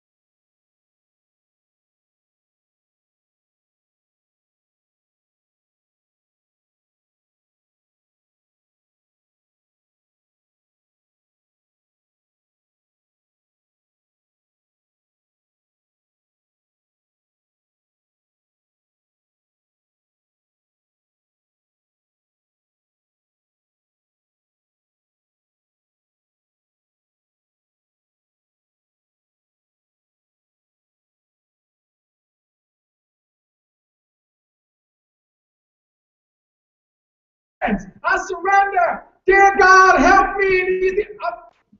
I'd be going off. Because that's what the young man did who came home from work. That's my final one. The rest of shout is H-O, hold on. If somebody insists on beating the crap out of you, hold on, stay close to them because they get less leverage to kick and stomp. Just hold on. Or your other choice is to run or just lay there. Was that officer intent on beating him until he did something or beating him until he was ready to stop? Which do you think? Based on what you saw, the guy who's being beat 13 times. Was there something, was he beating him so that he can get on the ground, or was he already on the ground? After he was on the ground, they did what? According to them, they tased. Well, was there anything that he did that you saw between the punches and the kicks that deserved the kicks? Hold on. Curl your body up. Protect your head. I know no one's telling you this, but I am. I want you to live through this experience. Lord Jesus, I give up. In your name, I surrender to these officers. Say what you got to say, but narrate it and get in front of the camera. It's in the front of the car. And if these young people have their way, their lapel cameras and all of these things are going to be able to be used for our purposes, for their purposes, in order to gain the evidence necessary. So this young lady can go take it up where it belongs, where the beautiful Miss Lynch, my political types know where I'm going. She's on her way into the Attorney General's office, hopefully. Times are changing, but we've got to be a part of the solution. Young people, record as soon as a police officer pulls their parents over. That's not the time to say, put that phone away, girl. Record. And then, look, one of y'all tell me, how quick can you load that video up to YouTube or send it to your best friend? How quick can you do it in the car? I asked the kids, how quick? Minutes? Seconds, huh? Seconds. Seconds. Boom, send. Look what they're doing to us. Here we go. And look, sit in the back and call it, Lord, they beat my dad for no reason. Look, help me CNN, help me Al Sharpton, upload. That's the rest of shout. 3 S-H-O-U-T. The U is upload. Upload. Develop your own apps. Share them with your friends. Social network. On your social network, have an app that you talk about in case you encounter police. I'm gonna leave you with this. On my way in my fine Cadillac, I'm coming, I'm talking, I'm mentoring these young men, and I get pulled over. I can't have tickets because of this. This is a airport pass that allows pilots. I go walk where the planes are stored in the hangars. I don't have to go to the front side. TSA at my home airport, they don't deal with me because I'm already that. Plus, I have the TSA pre-check. If you travel as much as I do, find a TSA pre-check location, go pay your money, $80-something. Let them run your blood tests and your DNA, let them check your cavities and whatever. So when you get to the airport, you have a redress number and you just sail through the line. I travel to Boston weekly, Sundays through Tuesdays, that's where I'm at. Don't go rob my house. Not saying y'all would, I'm just talking about the people on the internet. Okay? So find ways to make it easy so that law enforcement can get their information and you can save the least amount, except when you see a use and a show of force. Work as a team. When you get pulled over, say, you the cameraman, you the backup cameraman, you upload. Sit in the back, start recording. My thugs, I know y'all gonna steal, some of y'all gonna do wrong. So if you got that marijuana, all that foolishness in the car, put the phone between the two of you and push record. One of y'all record. Do everything the officer says. Excuse me, Mr. Man who just yelled out right there, you. Yeah, I'm looking at you, so cute. Cuteness don't get you from being arrested. I love children. So, even if you're breaking the law, he can help you with a first or second offense possession of marijuana, but you don't need your neck broke for that. Record. I'm not excusing bad behavior. No, this man and his girlfriend had a dispute. She called the cops. He did what any man should do. He left. The officer walked up, and my theory would be, oh, you had it on your mind for him, because whatever you were told, you were already at a heightened state of excitement. So you interact with this man in an aggressive way. That man had nothing to do with that. Very little. S, stay calm, take a deep breath, get into a meditative state. Remember your stress, you're on the way to the hospital, your baby's at home, your mother's fell on the floor. Stay calm. Where are you going? I'm coming from the east. Where are you headed? To the west. That's all you ever have to say. Did you know that? You and I-10 headed west. Where are you going? Where are you coming from? East, sir, with all due respect. Where are you going? West, sir, with all due respect. That's it. If there's some reason for Homeland Security, you got to give your ID, your name, and all that, give it. Your life is worth more important than winning an argument on side the road. So you give that information. S, stay calm. Show your hands. Please, Lord Jesus, don't beat me. I'll do whatever you say. Shout, narrate for the camera.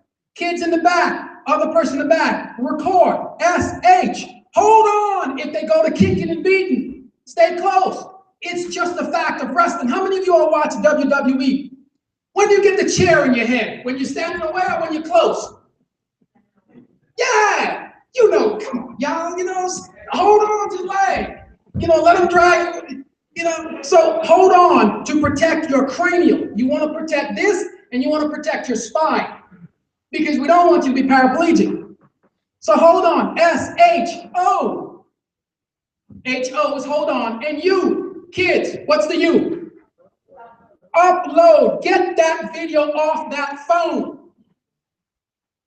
U.S. versus Jones is not going to protect you. Surreptitious surveillance cats where without a warrant, they can't go into your phone. That's where we're at right now. But look, if I'm willing to beat you up on the side of the road, I'm crushed. I'm doing something on that phone. You're not getting that video. But if you push upload, it's out there in cyberspace. S-H-O-U-T. Dear Lord, I'll do whatever you say. I'm your slave. I'm your servant. Don't beat me. Whatever. Don't go quietly into the night. That's all I've got to share with you today. I take your life seriously, and by the time it gets to these fine lawyers, the emergency room, to the city council, the kid at the pavilion in New York is dead. Who heard about the one where they were doing a vertical patrol in a building in New York? Vertical patrol is where they go up the stairs and see what drug dealers and what thugs or whoever is in those tenements, those tall buildings. Who heard about that one? What happened to the man? He dead. He's dead. A rookie officer, allegedly, pop, pop, pop. He came around the corner and startled him. Dead. You understand? It's about saving your life. That's all I'm talking about. I am not putting you against the police. My slogan is this, and go ahead and tweet it, hashtag it. Black lives matter. White lives matter. It's not about black and white. It's about doing that's it. Protect yourself. All right, Attorney Peter John, everybody, that was a powerful presentation. We'd like to thank you for that. I know you gotta go, so thank you.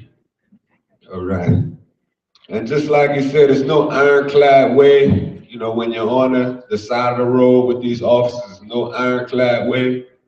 I'm very sorry. I was just reminded by my three fine young men. I didn't tell you what happened when I got pulled over. I'm 2 for 0. I didn't get a ticket. Sir, take your papers out. I pulled out the insurance envelope, gave it to him, hands on the steering wheel. I was boiling hot. I was upset. He looked in, he took the radar gun.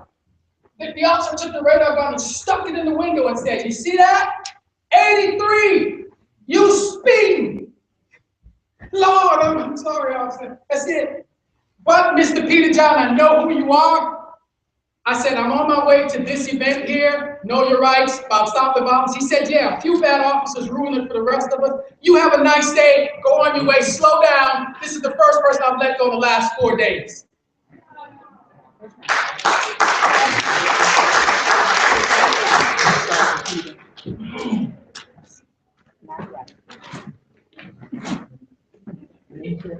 So just like it says, no ironclad way, but if you stay calm and address the officers accordingly, you might be able to live to see another day.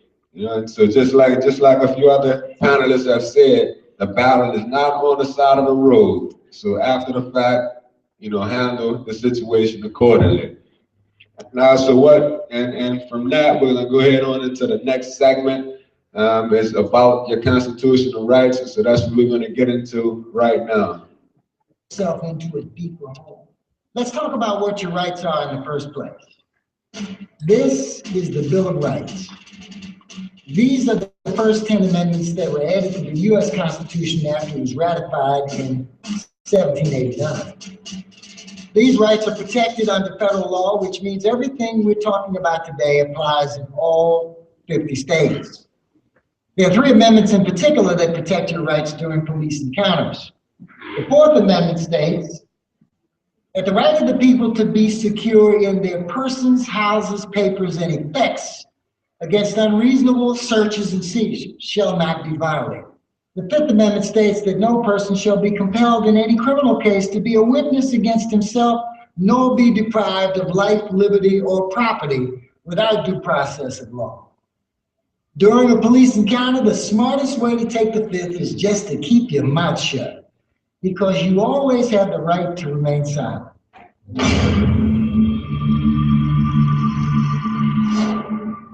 We'll talk in a minute about how this works. In all criminal prosecutions, the accused shall enjoy the right to have the assistance of counsel for his defense. So if the police interrogate or arrest you, asking for a lawyer is a good way to assert your right to remain silent. Lawyer up. That's right. Regardless of what you have seen on TV, police don't usually have to read you your rights, even if you're arrested. So it's up to you to make sure that you understand the law and make smart choices. If police flag you down, pull over immediately, turn off your car, and place your hands on the wheel. The police like to see your hands for their own safety, so wait until they request your paperwork before reaching for it. At night, it's also a good idea to turn on the interior light so that the officer can see you're not armed. Darren, do you see any ways you could have handled yourself better? Good evening, officer. How's it going? Did you know you were swerving between lanes? No, officer. Let me see your license and registration. Sure.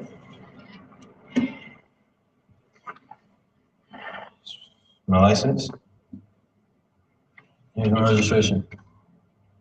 Now, Darren, we've had some problems with gangs moving guns down this highway.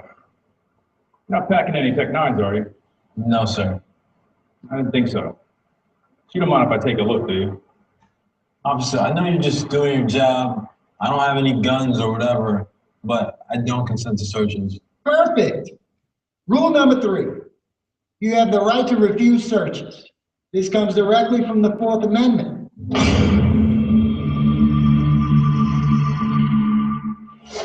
For your 4th Amendment protection to legally apply, you must be prepared to clearly state your refusal under pressure. Everyone repeat after me.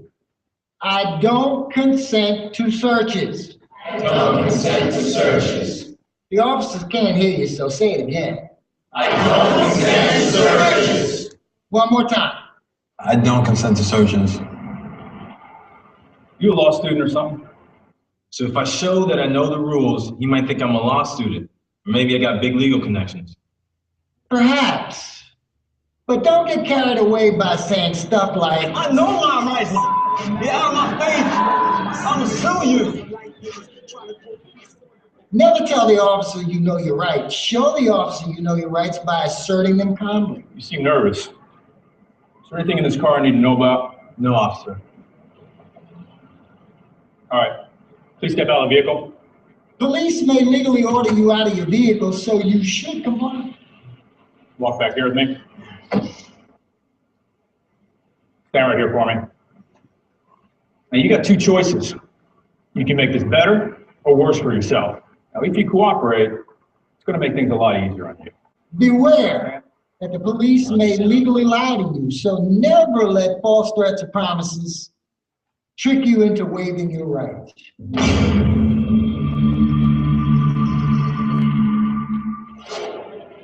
Now, if you don't, I'm going to call up the K9 unit, and those dogs are going to rip apart your car and they're going to find what you're hiding. So what's it going to be? Refusing a search request is not evidence of guilt and doesn't give the officer the legal right to search or detain you. Don't get tricked. Unless you're detained or arrested, you may terminate the encounter at any time, but don't wait for the officer to dismiss you. Simply ask if you're free to go.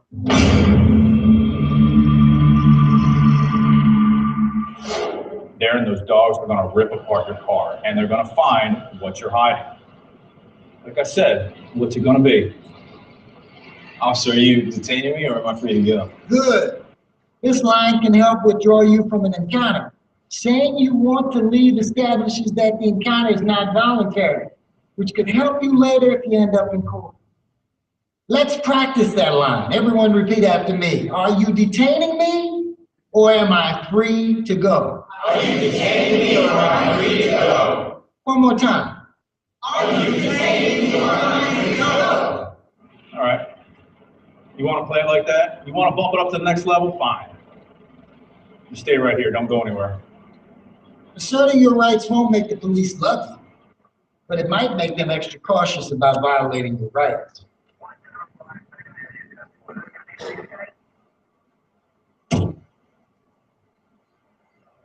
Darren, this is a citation for excessive lane changing. Take care of that as soon as possible. Thank you, officer. I understand refusing a search doesn't make me guilty, but if I'm doing nothing wrong, why don't I just let the police search me and get it done with? You have the right to let police search you. You also have the right to refuse. The choice is yours. But there are some reasons to think carefully about this. The officer isn't your butler. Searches can get real messy. If they damage anything, you might not be compensated because you agreed to the search. Besides, you never know for sure what a careless person, relative, friend, previous owner might have left in your car at some point. If the police find any illegal items after you consent to a search request, you can be arrested even if you had nothing to do with it. You have the right to Consenting to a search request automatically makes the search legal in the eyes of the law. And the Fourth Amendment doesn't require officers to tell you about your right to refuse. So if you're pulled over, don't try to figure out whether or not the officer has probable cause to legally search you. You always have the right to refuse searching. I don't consent to searches. But they're gonna search us anyway. Sometimes they will, but saying no isn't just about stopping the search. It might stop the search or it might not. Cross your legs. The point is that refusing the search can help you later if you end up in court. If the police search you without consent, your lawyer can challenge that. As your attorney, I'd be much more likely to win your case if you said no to the search. If I do not consent, when are police allowed to search my car? You mentioned probable cause. What does that mean? Probable cause means police must have clear facts or evidence to believe you're involved in criminal activity. In other words, an officer's hunch without evidence of illegal activity is not enough to search or arrest you. But it doesn't take much. Most avoidable police searches happen not because police have probable cause. They happen because people are tricked or intimidated into consenting. So an expired registration isn't probable cause to search my car? No, it's not. But you still got to be careful. Courts are eager to uphold police searches, so something suspicious about you or your car can be considered probable cause.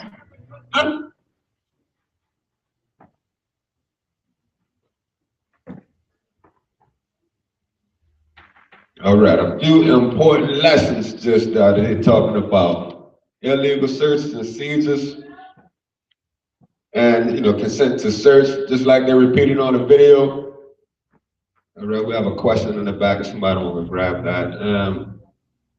If you can repeat after me, if a cop pulls you over and they want to search your vehicle, what are you supposed to tell them? I do not consent to a search. Well, what was it? All right, I do not consent to a search. And if they're asking you questions, what do you have the right to tell them? That's good. And also, another one that you should keep in mind, I'm going to remain silent and I want to speak to an attorney. Can y'all say that? All right, now y'all need to keep on going over that in your head. Now, if y'all need to jot down some notes, that's what the note cards are for. You can write that down so you can practice, so it can be right in your memory. When a cop pull you over, it can be fresh in your mind. I want to speak to an attorney. I do not consent to a search. Are you detaining me, or am I free to go? So we'll go ahead on and let the panelists expound on this, Mr. Stevie. Well, I was just going to say that we have prepared some Know Your Rights wallet cards or purse cards that outline your rights, in relation to when the police stop you, about your right to remain silent, your right not to consent to a search, and your right to ask for an attorney before you go forward. So I just wanted to tell everybody that we have these available, and they are available out front. Is that where they are? Oh, in the back there. And so these kind of outline these specific rights, and then also some of the other things that panelists said about how to act police and practice that. That's great. So now you have a piece of paper you can carry around with you, and you can read it at the red light. Keep it fresh. So it's either in your bag. If it's not in your bag, they have some out in the hallway available for you. And if any of the other panelists? Let me say this. I think that information that he has is great information. Keep it on you. Matter of fact, when I say keep it on you, you need to memorize it. You don't need to be reaching for it when you get stopped. I'm gonna tell you about me. I'm a fastball pitcher. I ain't got no curveballs, no knuckleballs. I'm gonna tell you just how it is. The bottom line is, when you're out there on these streets and you run into stuff like that, and I want to correct you for a minute, that is not the first level of scrutiny. The first level of scrutiny, they have to have reasonable suspicion to stop you. So one of the first questions you need to ask is, officer, what am I being stopped for? Okay, that's the first level. It's not probable cause. Probable cause is the next level. And if you paid attention to the film, the officer says, okay, since you want to play like that. See, what I'm talking about here is real practical stuff.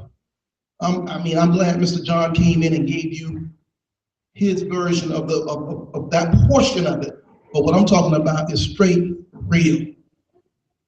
Matter of fact, not only was I stopped, I was arrested right here at Northgate Mall until they recognized what they were dealing with. At the end of the day, I ended up with over $10,000.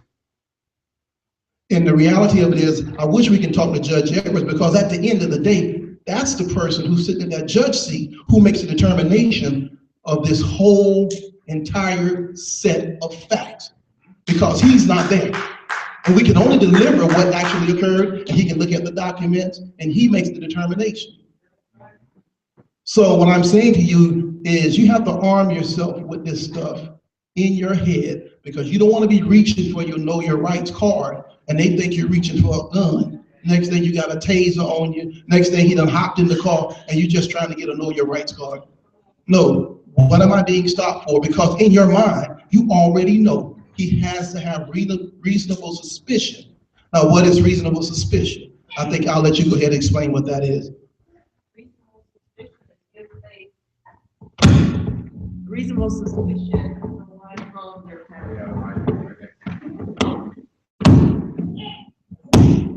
reasonable suspicion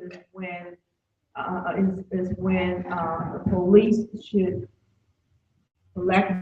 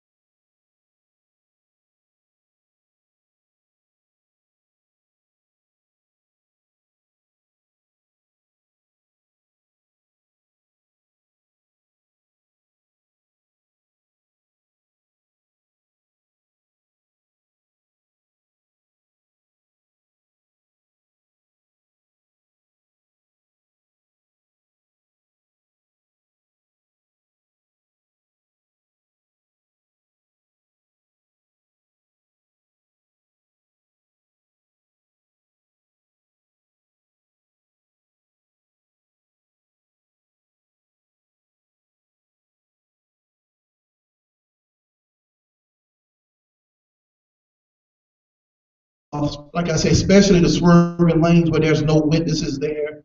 And then it goes before the judge, and the judge weighs that. Because that evidence in and of itself, if there's no reasonable suspicion, then anything that occurs after that, and I may be going too far, but I'm sure we'll catch up, can be considered what they call fruit of the poisonous tree, which means if the first thing was illegal or unconstitutional, then everything else after that is suppressed. So you have to have in your head, did I commit an act? Or he felt that, and if you saw the video, remember he said that we had the suspicions of some gun trafficking or something, and you were swerving the lines. So that's why he stopped it. See, and I look at this thing, once again, I may look at things so far-fetched, but I'm from the streets, I've been in there. As soon as they stop me, I'll put that checkerboard out. See, I don't know how to play chess yet, I'm not that, but I know how to play some checkers. And when he gonna make his move, I'm gonna make my move. You know, because I know that first round, he's gonna win it. I already know he's gonna win that. And when it get to that point where we gonna stop, we stop it. And that's when it gets to that, he wanna do a search, I'm gonna make my move. I consented to a search. I'm sorry, sir, I'll be respectful with it. That means I'm gonna wind up with it real slow. I'm gonna go a fastball, sir. I don't consent to searches. Out of all due respect, I don't consent to the search. Then he's gonna tell you about that dog. You have a question? Yeah, I'm only consider a situation that happened to me, which I did consent to a search, but I didn't have to. It was about 12 years ago. I was traveling from Oklahoma to Colorado. And if you ever go to Kansas, it's like that you're out in the middle of nowhere, basically. I mean, somebody just dumped your body and no one's probably find you forever. And I remember I got pulled over by a state trooper. And you know, I didn't have anything, but it's like I might have been going a few miles over the speed. And he asked me, I said, yeah. And you know what? As soon as I said yes, about 3 more state trooper cars came, the dogs came, they had dice sticks out there. It was like 2 or 3 more. So I'm thinking if I would have said, no, you can't search my car, you know, what could have happened? You know, that's what I was doing. So in other words, you said you used wisdom in that situation. Yeah. You knew you hadn't done anything wrong, but in order to preserve your life or some type of travesty happening, or you being seriously injured or dead, went ahead and consented to the search. Yeah, because when that first trooper, when I consented to the search, he called the others. Then I guess, I don't know if he was the super in charge. He was like, did you check the registration? And said, yes, check it again. And I'm like, he was getting all aggravated. They did dump the stuff out and, you know, left it out there and had to put it back. But I'm like, I told them, you know, no, you can't search. You would have got the same thing. That's the problem right there. You would have told them no, you would have still ended up in the same spot that you ended by telling them yes. You know, well, the problem that happens at that point is once it gets, you remember on the streets, that's the streets. It's got to go in front of Judge Edwards right here. At the end of the day. He said he may not have made it to Judge Edwards if he had not consented to it, and he didn't want to take that chance. I guess once again. And my advice on that, you have to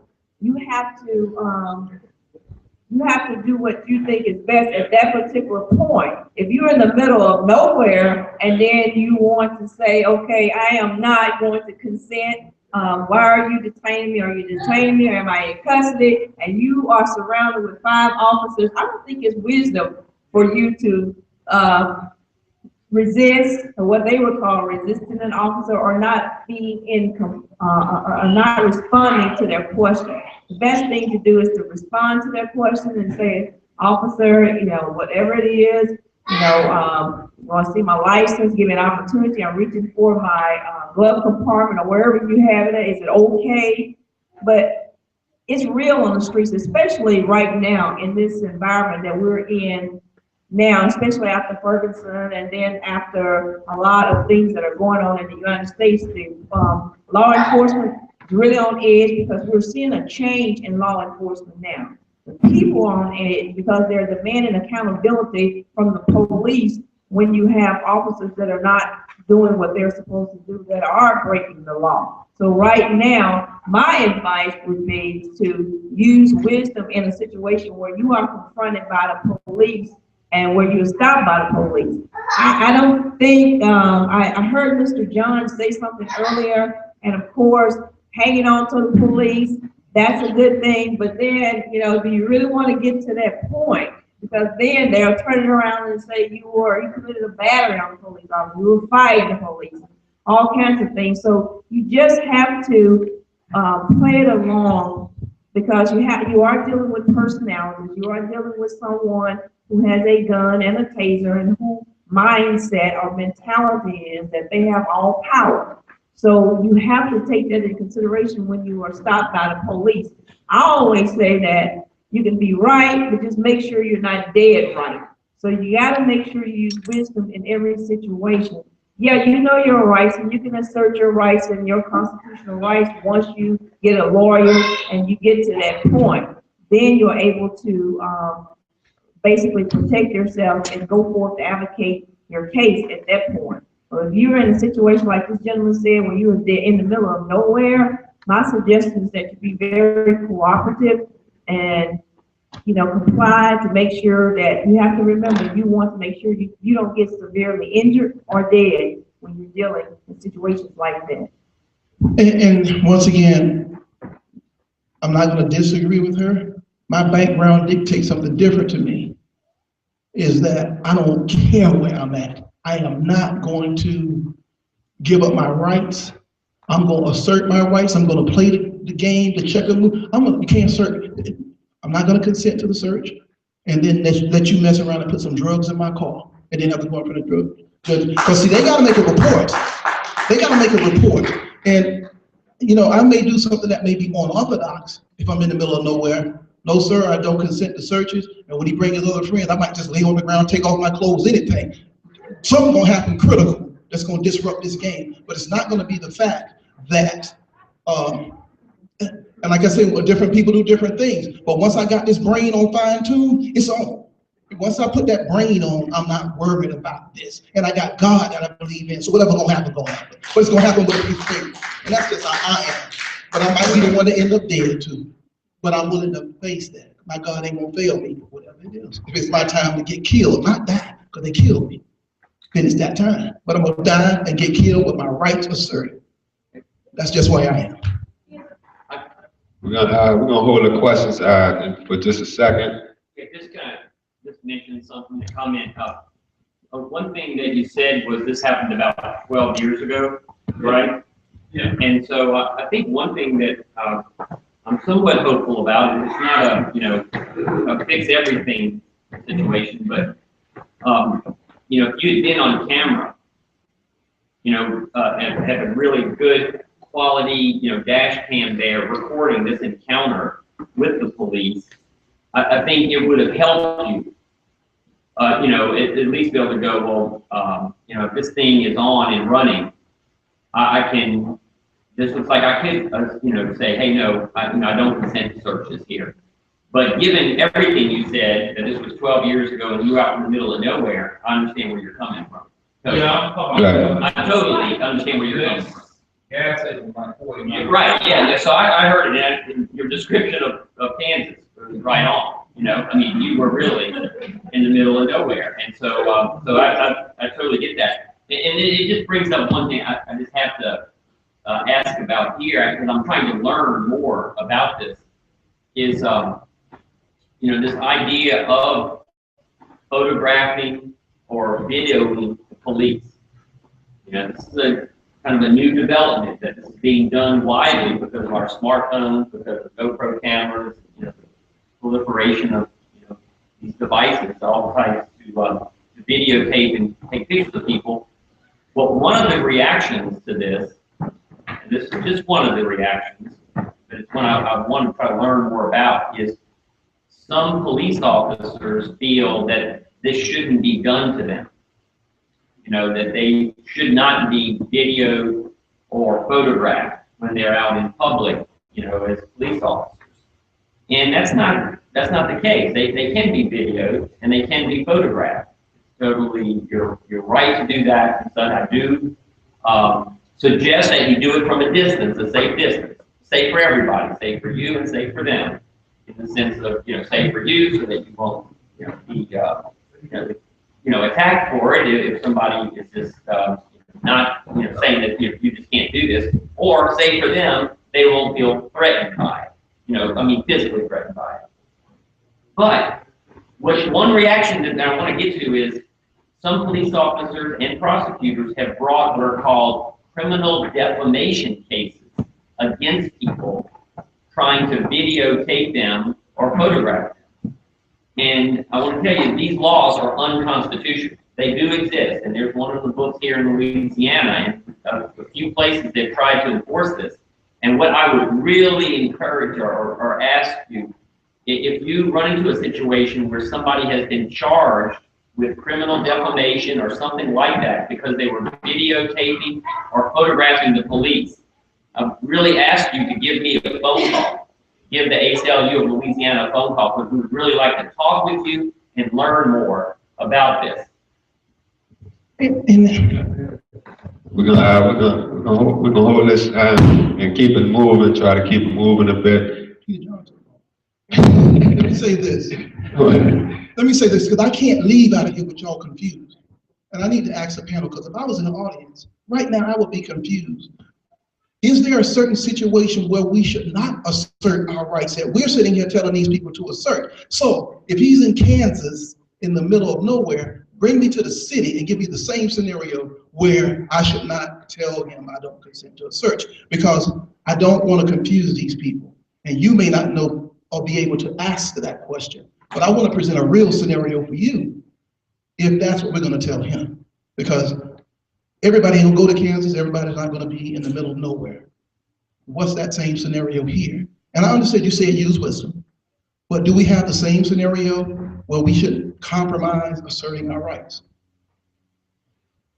It depends on where you are, like I just said. That's why I say give me the same example in the city. You shouldn't compromise your right. I guess you have someone to deal with. You shouldn't compromise your right if you are in an active part of the neighborhood or a country where you know lights are there and you're going to have people around you. But in this technological age, you have the videoing, you have your smartphones, your iPhones, and everything where you can push a button and record so that you can get in a situation where you can protect your rights.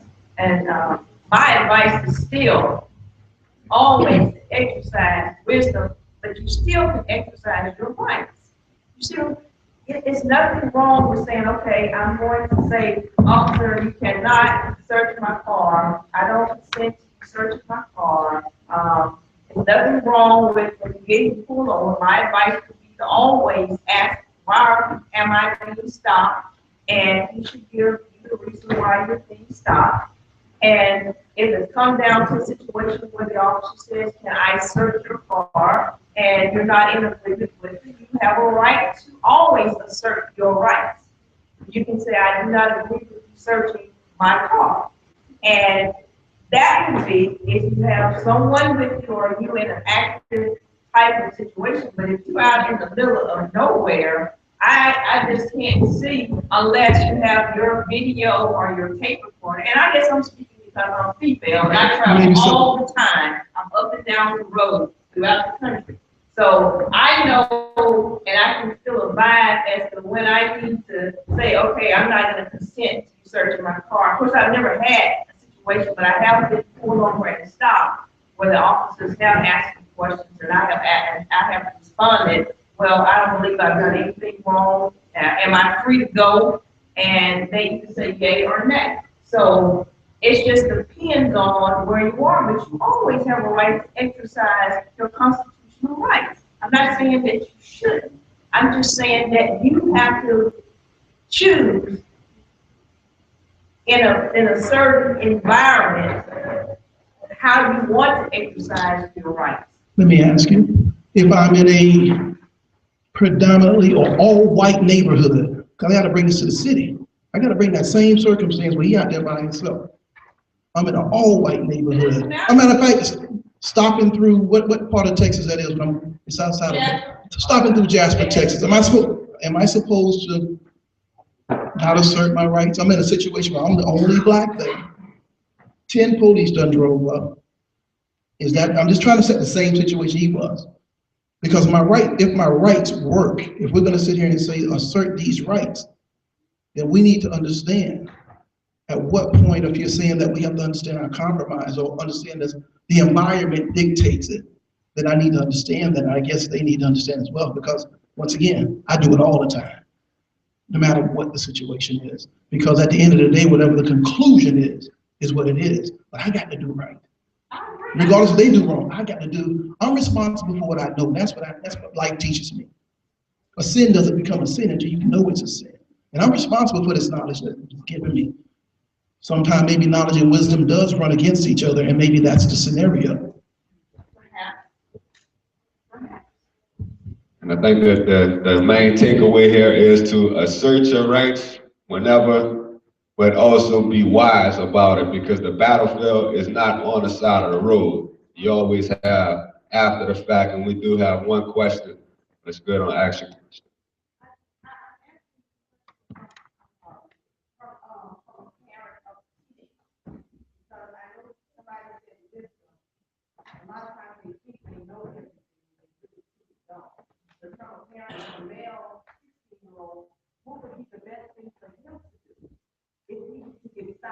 Is it to not consent or consent if he can stop it now?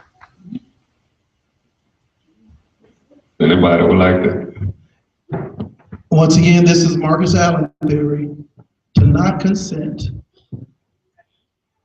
if it means me go to jail, if he's right and he has done nothing illegal, I don't think he has nothing to fear.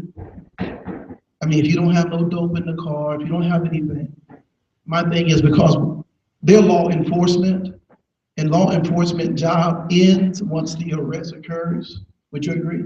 They're either gonna make an arrest or they're not, whether they do it at the station or whether they do it in the field. What I want to get to as a lawyer is to the part where the lawyers come in. The interpretation of law, not the enforcement of it. And I guess once again, the minute and the quickest I can get out of that enforcement realm, I'm happy. And I think that you have to arm our kids with knowledge first. They need to know their rights, because once the game starts, you don't want your child to make a move. Like I said, I know checkers, I don't know chess, but I do know the theory of chess. That you don't want to make a move where you end up being double jumped, trying to think that you sit in a situation where they may jump, you end up being double jumped.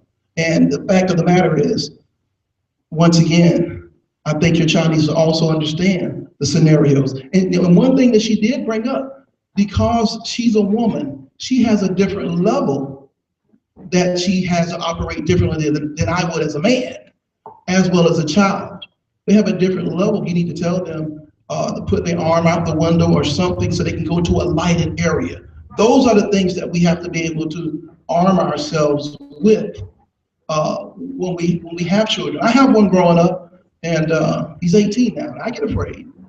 But I have to arm him with not just these particular laws, but also the intricacies in growing up. Those are things in between the law. Like she says, as a woman, she can move to a lighted area, or she may take different precautions. But I just feel that my rights have to always be known. I have to know where I'm at in the situation. And once again, I'm always assert your right type person. I understand the difference in law enforcement and interpretation of law, which is in the courtroom. And that's where I operate. That's where I want to get to, where the laws can be looked at or the facts of the situation can be judged. That's what I try to get to. All right, and let's see, we have one more question, and then we're gonna go ahead and move on into the last segment, which will be accountability of the officers. So,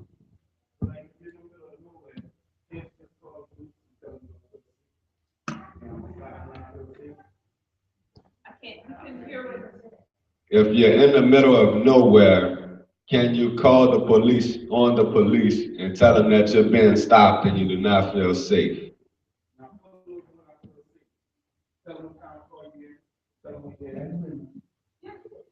Dial 911, what you saying? That's been done. Take them on the line while you're moving to wherever you're going in order to feel safe. Absolutely. Yeah, you can do that. And those I are have done that. absolutely. And I think that's what I was saying is there's the law, and And then there's these intricacies within the law that just are things that we should do as wisdom dictates. We have I have put people on speakerphone. I have called my friends and put them on a speakerphone and put my phone right there in the console and say, listen to what's going on while I'm being stopped by the police. And so you can do that also. You can turn your phone on, put it on speakerphone, or you can put it on record. It's up to you what you want to do and how soon you can do it before you actually get stopped. Because I would be trying to do it after I get stopped. So while you're pulling over, reach, hit record, or call a friend, put on the speakerphone and talk to them and say, be quiet while I'm talking to the police officer here. Do that. I asked Mr. Kip Judice to come up because I know he was supposed to be on the panel. But since we're talking about this, he is a law enforcement. He was a police. He works for law enforcement. So maybe he can give us the other side of this thing of what he's looking at and what maybe puts him at threat. Like I said, I wish the judge could sit right here, but I know the judge can't sit here. You coming for us? All right. Give him a round of applause. So we're moving into accountability. We didn't watch the segment of the video, but if y'all take note, we are speaking on accountability and what you can do in the face of law enforcement. Sure, and quickly I'll throw some comments out, and I've listened to some of the questions and have my own thoughts and theories, but I want you to know that I represent one police officer myself. And the way I interpret a situation would be different with every law enforcement officer. We certainly have guidelines and standards that we have to adhere to. We must meet reasonable suspicion and probable cause. The question is how well can I articulate that in a report so that the judge does find at the end of the day that what I interpreted was in fact a violation of the law or reasonable suspicion. And unfortunately, when we talk at these types of events, we run into the problem where there is not one fit-all scenario. Every situation that an officer comes across is different. When he approaches a person, he has certain information and certain knowledge. There may have been a report of shots fired, gunshots fired in the area. There may have been a report of somebody acting suspicious down the road. So that officer's got that in his head that the person who he encounters, whether or not it was the person that committed the offense, we don't know that yet. But what we do know is that officer has this in his head, so this is reeling, and these things are going. It doesn't take away anything from the point of we have a level of accountability to you, the people who pay our salaries, the people who allow us to work in this community and work every day. We have that level of accountability always. So how do we stay accountable? Well, it's you, ladies and gentlemen, and a lot of people just don't know that. But you need to report any behavior that you feel is outside the lines of what a police officer's standards should be. And again, I'm not talking about frivolous complaints because that takes up time from the administrators to review that officer. So if it's a frivolous complaint on a policeman, we're looking at a good guy who didn't do anything wrong, while this bad cop's over here doing all kind of crazy stuff, but we're focused on this guy. So kind of the same thing with criminals. We have to look at these officers and make sure they're adhering to policies, making sure that they're following the laws. And certainly we're held accountable every day by the judiciary, the American Civil Liberties Union, other organizations. Every defense attorney is going to scrutinize me when I'm making an arrest. They're going to look at that arrest and they're going to determine whether or not I met each standard. That's our legal system. And that's the way it works. I do want to mention just a couple of more things. One, Mr. Allen mentioned, know those rights in your head. If you're going to exercise your rights, and listen, it makes absolutely no difference to me whatsoever if I pull you over and I ask you for consent to search your car based on whatever information I have. I may have a tip that you're running drugs. I may have a tip that a blue sedan was running drugs, and you're driving a blue sedan. You're not the guy. But if you tell me no, you know what? It's my job as a police officer to develop the probable cause to go further. If I cannot, I must release you and tell you to have a good day. So the standard is, or the responsibility is mine as a law enforcement officer to get to a level. Once I get all of the evidence together, it moves over to a prosecutor, and a prosecutor has to have a level of beyond a reasonable doubt before we walk in front. Because if we don't hear the standards, and you know who we failed? We failed you, the citizens of this city, you, the citizens of this country, because that's all we're out there to do. We're just trying to enforce the laws for you. And if you don't report the behavior of officers, if you fail to do that, it's just like watching a bank robbery and not calling in. It's the same thing. Police officers, every law enforcement agency that I know of in this area, Acadiana area, has an internal affairs unit or has a person responsible, a chief of police or someone who would take a complaint from you about officers' behavior. If you don't get satisfaction, don't stop. Call the Federal Bureau of Investigation. There's a civil rights issue potentially. Call the American Civil Liberties Union. They'll look at the case. They will subpoena the videotape. Almost every police car in the advanced law enforcement agencies now have a camera. They will review it and say, wait a minute, this is totally outside the bounds. There was no reasonable suspicion to stop this guy. And they hold not only that officer, but they hold the agency and its administrators accountable. And so that's what needs to continue to happen. I'll tell you, as an administrator of the sheriff's office, we have come across those scenarios. We have disciplined officers, we have terminated officers because they failed to do the things that they were supposed to do from a law enforcement side. But we've also had those instances where we've had complaints and we look at them and the officer did everything he should have. Potentially, at the end of the day, honestly, for me personally, when I have an encounter with a person as a police officer, I hope that when I leave, whether or not he committed the crime or he didn't, when I walk away from that, he understands the process we just went through. And what I mean by that is that I might not get out the car immediately and say, look, I was responding to this lady's complaint that someone fired a gun in the area, because I want to make sure the situation is safe and I want to deal with it. But once I establish that you were not the person that did that wrong, I would like to tell you before you leave, hey, listen, I'm sorry I had to have an encounter with you, but we did have a complaint of a guy wearing a dark colored sports jacket firing gunshots, and you just happened to be in the area and I ran across you and I've checked you out and you're not the guy. We're going to move on, but I want you to know that so that you understand why you just had an encounter with a policeman. I speak for myself. Not every officer has that ability to be able to communicate that well. So again, I just wanted to kind of put that out there. I hear the message of you don't want to be dead wrong or dead right, and that's true.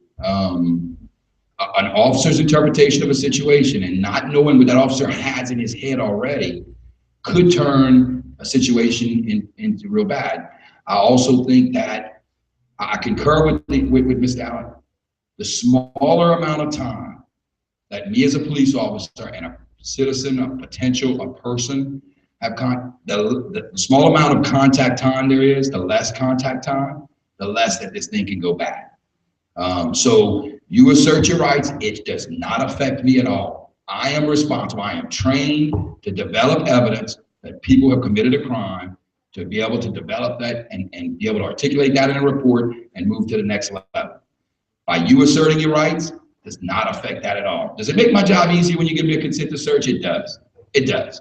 And I'll tell you right now, I'm out of narcotics 12 years ago, but 12 years ago, I could get consent to search 8 out of 10 times I went to a house. 8 out of 10 times. Now, it had a lot to do with the way I approached the person. It had a lot to do with the way I communicate with them coming in on the front end of this thing. But the facts remain, you your right. It's yours. You own your rights. And so me being able to determine whether or not there's drugs behind that door or there's some kind of evidence of a crime beyond that door is my responsibility. And if I'm asking for consent, then it's probably because I just don't have quite enough to go in front of the judge and get a search warrant. So that's just some things there. But again, I would ask you to do it respectfully. Know that the officers, again, I'm speaking for me, I am out there for you as a citizen. You pay my salary, and I'm trying to make this city a little safer for you. So you have to hold me accountable. It's your responsibility with the rights you have. You have a level of responsibility to report any behavior that's not accurate, not in keeping with that. So I hope I did well in explaining that, and that's where I'm at. Actually, do you have any number or anything like that you can give the people today? Sure. Well, you know, we've got a lot of agencies, so I don't know. You'd have to first recognize what department you're dealing with. But the Lafayette Police Department, 291-8600, and ask for internal affairs. At the Sheriff's Office, it's 232-9211, and ask for internal affairs. And if you just happen to be in the town of Carencro, Scott, Youngsville, you'd have to look at that police department's number and ask for the chief, because those agencies aren't. State Police's number is 262-5880, and ask for internal affairs. So each bigger department has their own internal affairs.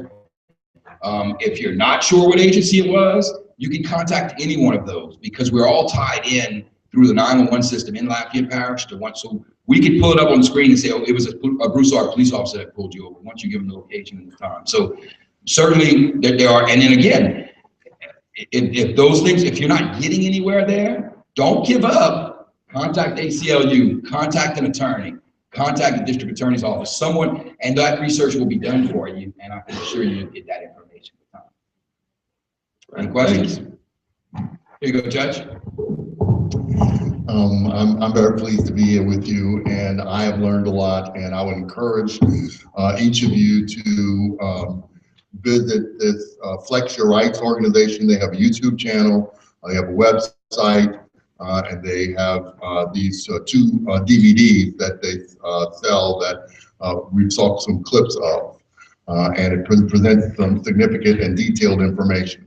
I don't know if you have noticed this, but when speaking to lawyers, it can get complicated really quick, right? And one of our challenges is also that, you know, lawyers are allowed to give legal information, right? But when lawyers are only allowed to give advice to their clients, and see, none of you are any of the clients of any of these lawyers here, so we're giving you some very, very general information.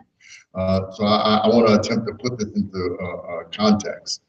First of all, a police officer, a deputy sheriff, a state trooper, a probation officer, they all have a general categorical title of peace officer. A peace officer is very different than a soldier, airman, Marine, Coast Guardman.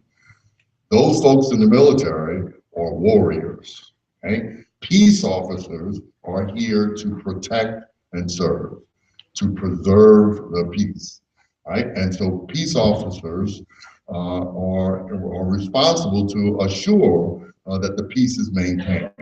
And so peace officers develop evidence, record evidence, report evidence, right? And peace officers are interested in the safety of everyone they come in contact with. They're also interested in their own safety, right? And so peace officers put themselves in significant risk.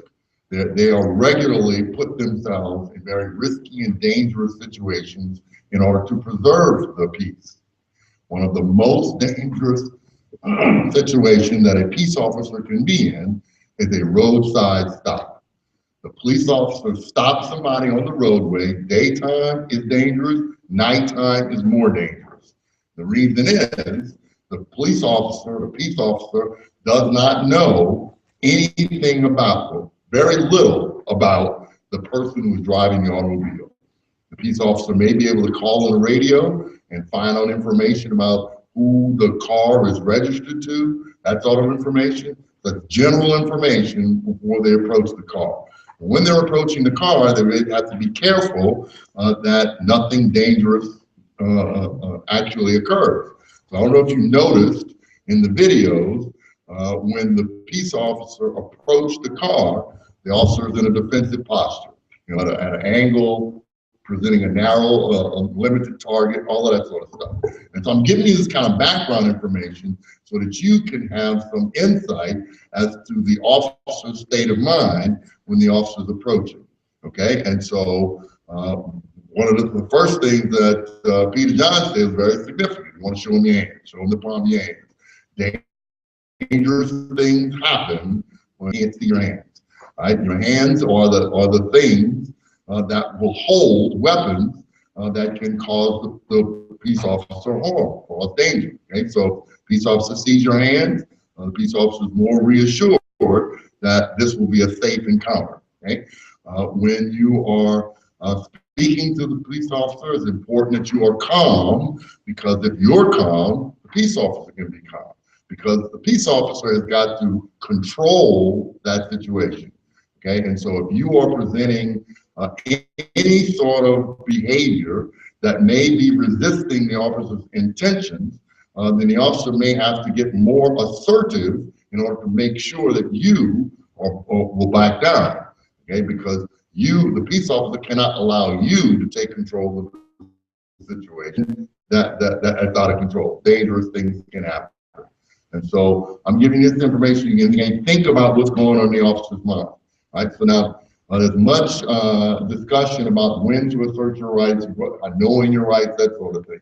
If you watch these videos, they will give you a few little mantras, a few things to say that you can keep in your mind and keep them readily available so you can respond quickly and appropriately. And so the folks who produce this video will say that well, they don't say it, I'll say this. If you have called a police officer, you called 911, you called the police officer for help, then you know that the officer is coming to assist you, right?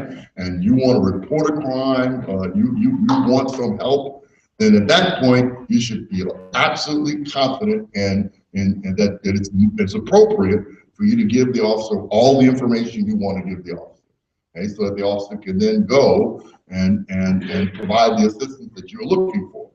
On the other hand, if you are stopped by an officer, wherever, while driving, while walking, while at your home, and you didn't call the police officer, that means the police officers come to gain information from you, where that information may be potentially used to convince a judge or a jury that you committed some sort of criminal offense. Okay, so under those circumstances, if you have not called the officer, then it seems to me it might be wise for you to be getting information, you to attempt to get information from the officer, and also to attempt to not give information to the officer. You see what I'm saying? If you have called the officer, you want to give the officer all the information you have. If you have not called the police officer, you want to limit the amount of information you give to the officer. You want to maximize the amount of information that you get from the officer, okay? So, and back to what they will tell you, one more thing they haven't said. If the police officer has come to you and you didn't call the police officer, I think it is very helpful for you to just put in your mind whatever it is that you had planned to do the rest of that day, you will not be able to do. Just, I wanted to go, going to the grocery store, I'm trying to go pick up my child, whatever it is that you wanted to do, the police officer stopped you, you need to have in your frame of mind that you will not be able to do it.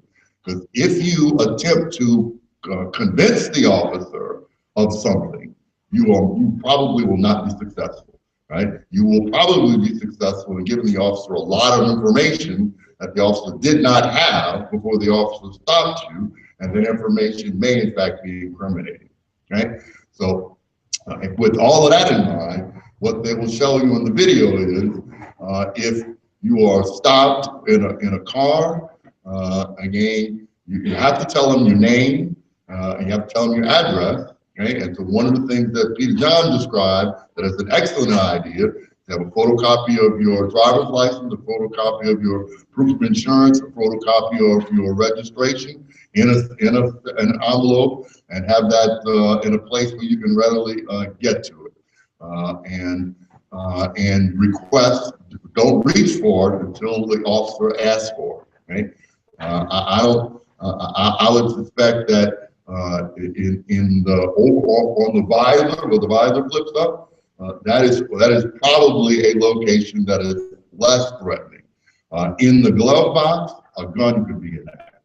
In the side console, in that. Now, in the visor, a knife could be there. Okay, but the knife is less threatening than the gun, right? So, but nonetheless, you want to when the police officer comes, you want to make sure they see your hands. So stop, put your hands on the steering wheel, and tell the officer what you're going to do before you do it.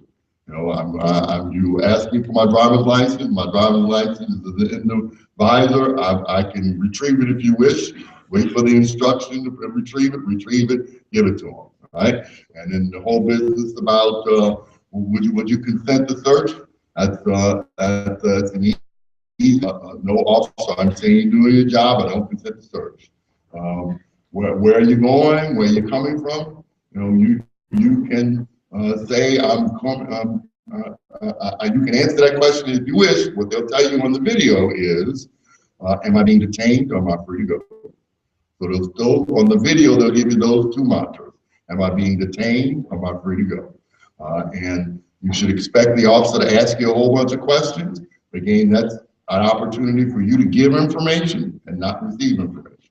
They're going to tell you that you tell them your name and your address, and am I being detained? Am I free to go? If you are free to go, go.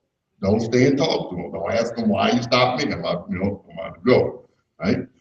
You again, in terms of getting information, hello officer, how can I help you?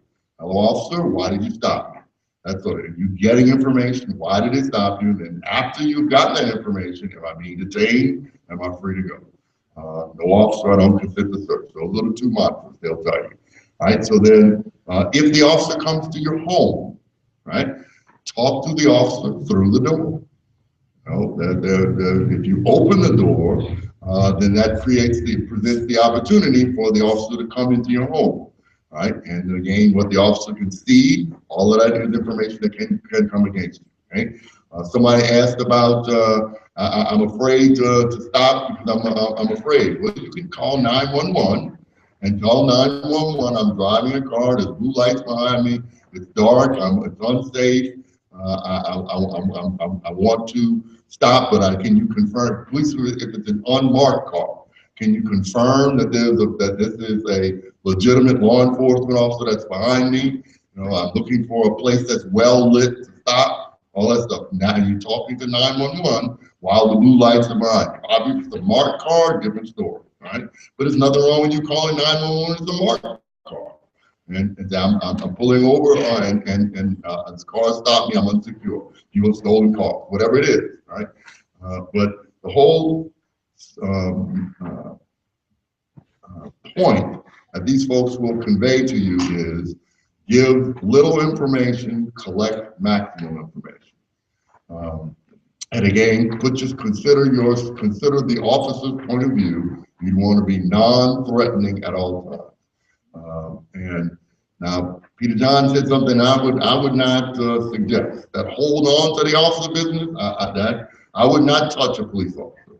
I'm not going to touch a police officer. It may be okay to yell out, I surrender. If you want to narrate what's going on, the more words you have to try and remember, the more words you say, that gets real complicated. Keep it real simple, right? Show them your hands, I surrender. Am I being detained? Am I free to go? No, I don't consent to search. Keep it simple. If you try and get too complicated about what your rights are, what stage of the process it is, what can I do, what does the officer have permission to do? Is the officer doing it right? That's way too complicated. Keep it simple. You know, I'm respectful. Yes, sir. No, sir. Am I detained or free to go? No, I don't consent to search. Here's my name is, my address is. Keep it simple. That's what I have. Any questions? I'll be happy to answer questions. Judge has broken it down. Put it all in a nutshell. But we all were going this way and then just brought it, killed it all together. That's why it's Judge. And we do have one question. Even though you may be calm in a situation with the police officer, but that it seemingly that they have it in their mind that they're going to arrest you, no matter what information you give or any information that they may give you. How is it fair, even though you are calm, and even answering their questions, for them to still arrest you? If I could just say this, if probable cause exists right now for your arrest, it doesn't really matter at this point whether you say anything or do anything or you're nice or you're mean. Probable cause already exists for your arrest. And it is my job as a police officer to enforce the law. Now, there are discretion issues that come into play. I don't have to write you a ticket for speeding. Even though you were speeding, I pull you over, you're very courteous, you say, I was on my way to see my mom was just rushed to the hospital, I'm going, and I take those things into consideration and I don't, but. The situation was, I had a call from police. Sure. Yes. And he explained what was going on in the calmest way possible. Understood. They said that I was disturbing the peace. In response, I asked them, am I disturbing you? And they commenced to arrest me. Okay. Yeah, it doesn't, for the police officer, the judges have ruled, you can't disturb my peace.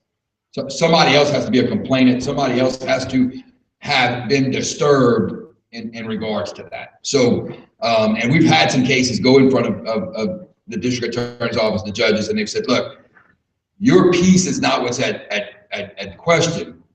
Did y'all get a complaint that this lady was yelling? Was there something that got to that point?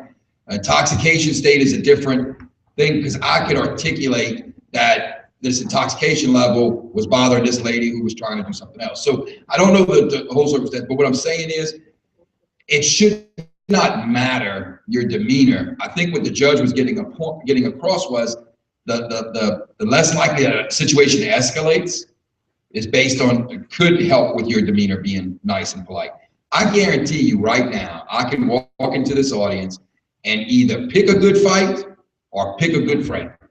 By the way I walk up and I put my finger in somebody's face and say, you will, or sir, how you doing today? And police officers know that just like everyone in this room. Now, I will say police officers have bad days. And you know what? Should not matter to you. The way my day, whether my wife cheated on me last night, should not affect the way I do my job today. It should not. But look, I'm also gonna say we're human and we make mistakes. And I've seen it over and over and over again.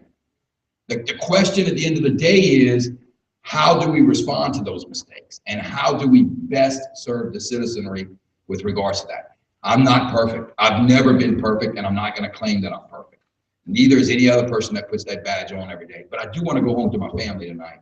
I really do. And I'm gonna do everything I have to if someone presents a danger to me to be able to defend myself and this citizen. So yeah, we have to put up money, the bail out of jail. Time is taken away from us being not justified because of the act. Yeah, so at the end of the day, you were found not guilty or the charges were not accepted? Okay, okay. Yeah, you're right. We could really give you a bad day.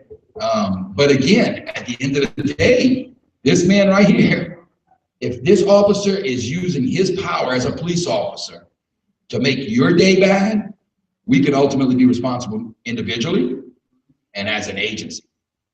And I'm telling you, there's nothing worse in the world as a captain of the sheriff's office that I hate to get is that letter from the ACLU saying, I want all of this. I'm like, oh my God. Because it just becomes a situation that now we're getting scrutinized at the highest levels. And these things are really being looked at. And you know what? again, it is your responsibility as a citizen to hold me to that level.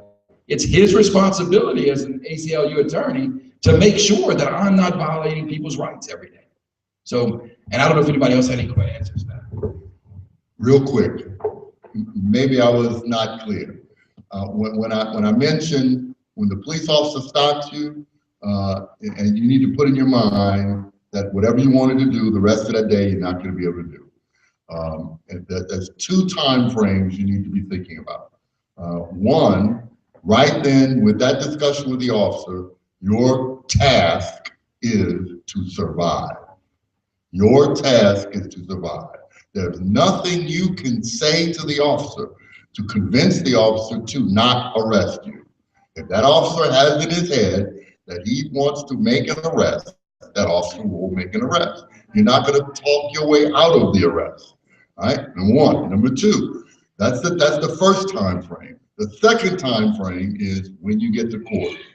All right, you don't want to give the officer any information that will increase the opportunity that you will be found guilty of a crime. And two, you want to make sure that there is the greatest opportunity that you may have a civil action that you can present against the officer or the officer's arresting agency, right? So if the officer, it is true that an arrest is inconvenient. It will take an hour or two, 3 hours, 4 hours for you to go through the booking process, get a bondsman to come and get you out of jail. That's what I meant when I said your day, your afternoon is ruined. Put that in your head, okay? And then if it turns out that the officer realizes that the officer does not have probable cause for an arrest, the officer will then let you go, all right? If the officer's doing the job right. The officer's just angry and wants to just cause you an inconvenience and arrest you even though there is no probable cause. What I'm saying is, yes, that's wrong. And I also can do to prevent that. All you can do is aggravate that officer so it escalates and becomes a violent confrontation. Life is not fair. Life is not fair. And just so you know the process real quick, that there is, if I arrest you right now, I have to go do an affidavit of an arrest, and I have to go file it with you when I book you into jail. A commissioner will review that, that affidavit if you haven't bonded out immediately, probably around 7 or 8 o'clock tonight. He checks them twice a day within 12 hours. Someone from the judiciary looks at that probable cause and determines whether or not I have articulated probable cause. So it's also very against the law for me to false swear. So if I say she did this when she never did that, to meet that probable cause threshold, knowing that, you know what, she really didn't do that, but it becomes, I have, the tables have turned tremendously and I have broken the law. I'm not breaking the law. I'm not going to prison. I've got a lot of friends there that I don't want to meet again.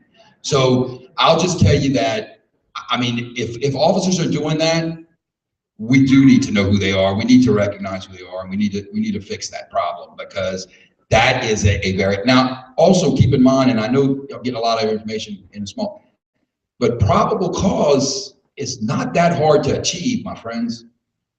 Now, proof beyond a reasonable doubt is a whole nother question, but probable cause, if an officer has good writing skills, can be articulated pretty easy. It's not such a high threshold. I mean, it does, you know, it requires some levels of, but when you're looking at a disturbing the peace charge, the probable cause issue is not that hard of a threshold to meet. I mean, I'm not saying if you're sitting on your couch all afternoon and then I come in and arrest you. I'm saying is, I don't know the scenario, but if you yelled a profanity or if you, anything of that nature, it could be misconstrued as a, and again, does it rise to the level of proof beyond a reasonable doubt? Probably not. But I think that the judge would say, yeah, it was. And again, I haven't seen the affidavit and all that stuff. And I'm sorry to try to comment. Well, Kip just brought up without those. And it's over. until you file your complaint on that police. Right, and so in the interest of time, I know we ran over, but I appreciate you guys' patience. You know, this was some real good information that they were, you know, dishing out to you. Hopefully you're able to jot some of it down at least so you can remember it on your way out. You know, once again, we'd like to thank our panel of judges, I mean, not judges, but one judge on our panel, but our distinguished panel, attorneys, judges, sheriffs. You know, just go ahead and give them a round of applause. And we also have these gifts here from them that go on the takeaway. You know, they made a difference today. And how about a round of applause for the people that put this together? I was able to attend one of the structural meetings, and what I said was that we won't have Ferguson in Lafayette, Louisiana, because John Milton has somebody to call. We have these connections.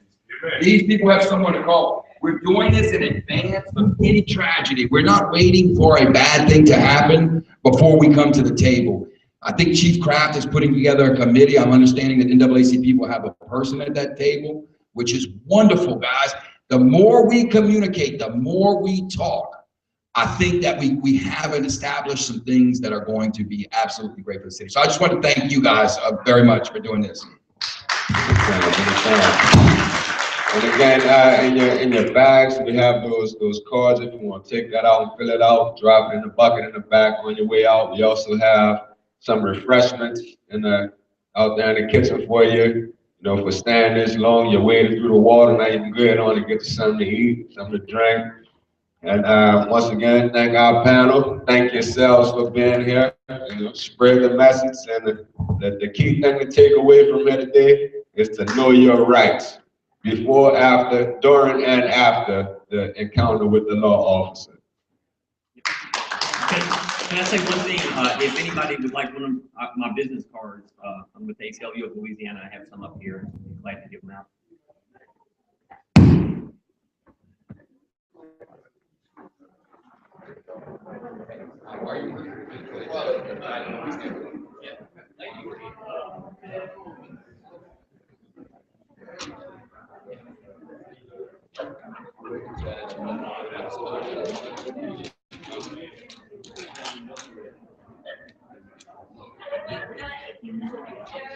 Thank you so much for having me. I really appreciate it. Oh, yeah, no problem. How are you? Good. Walking tomorrow?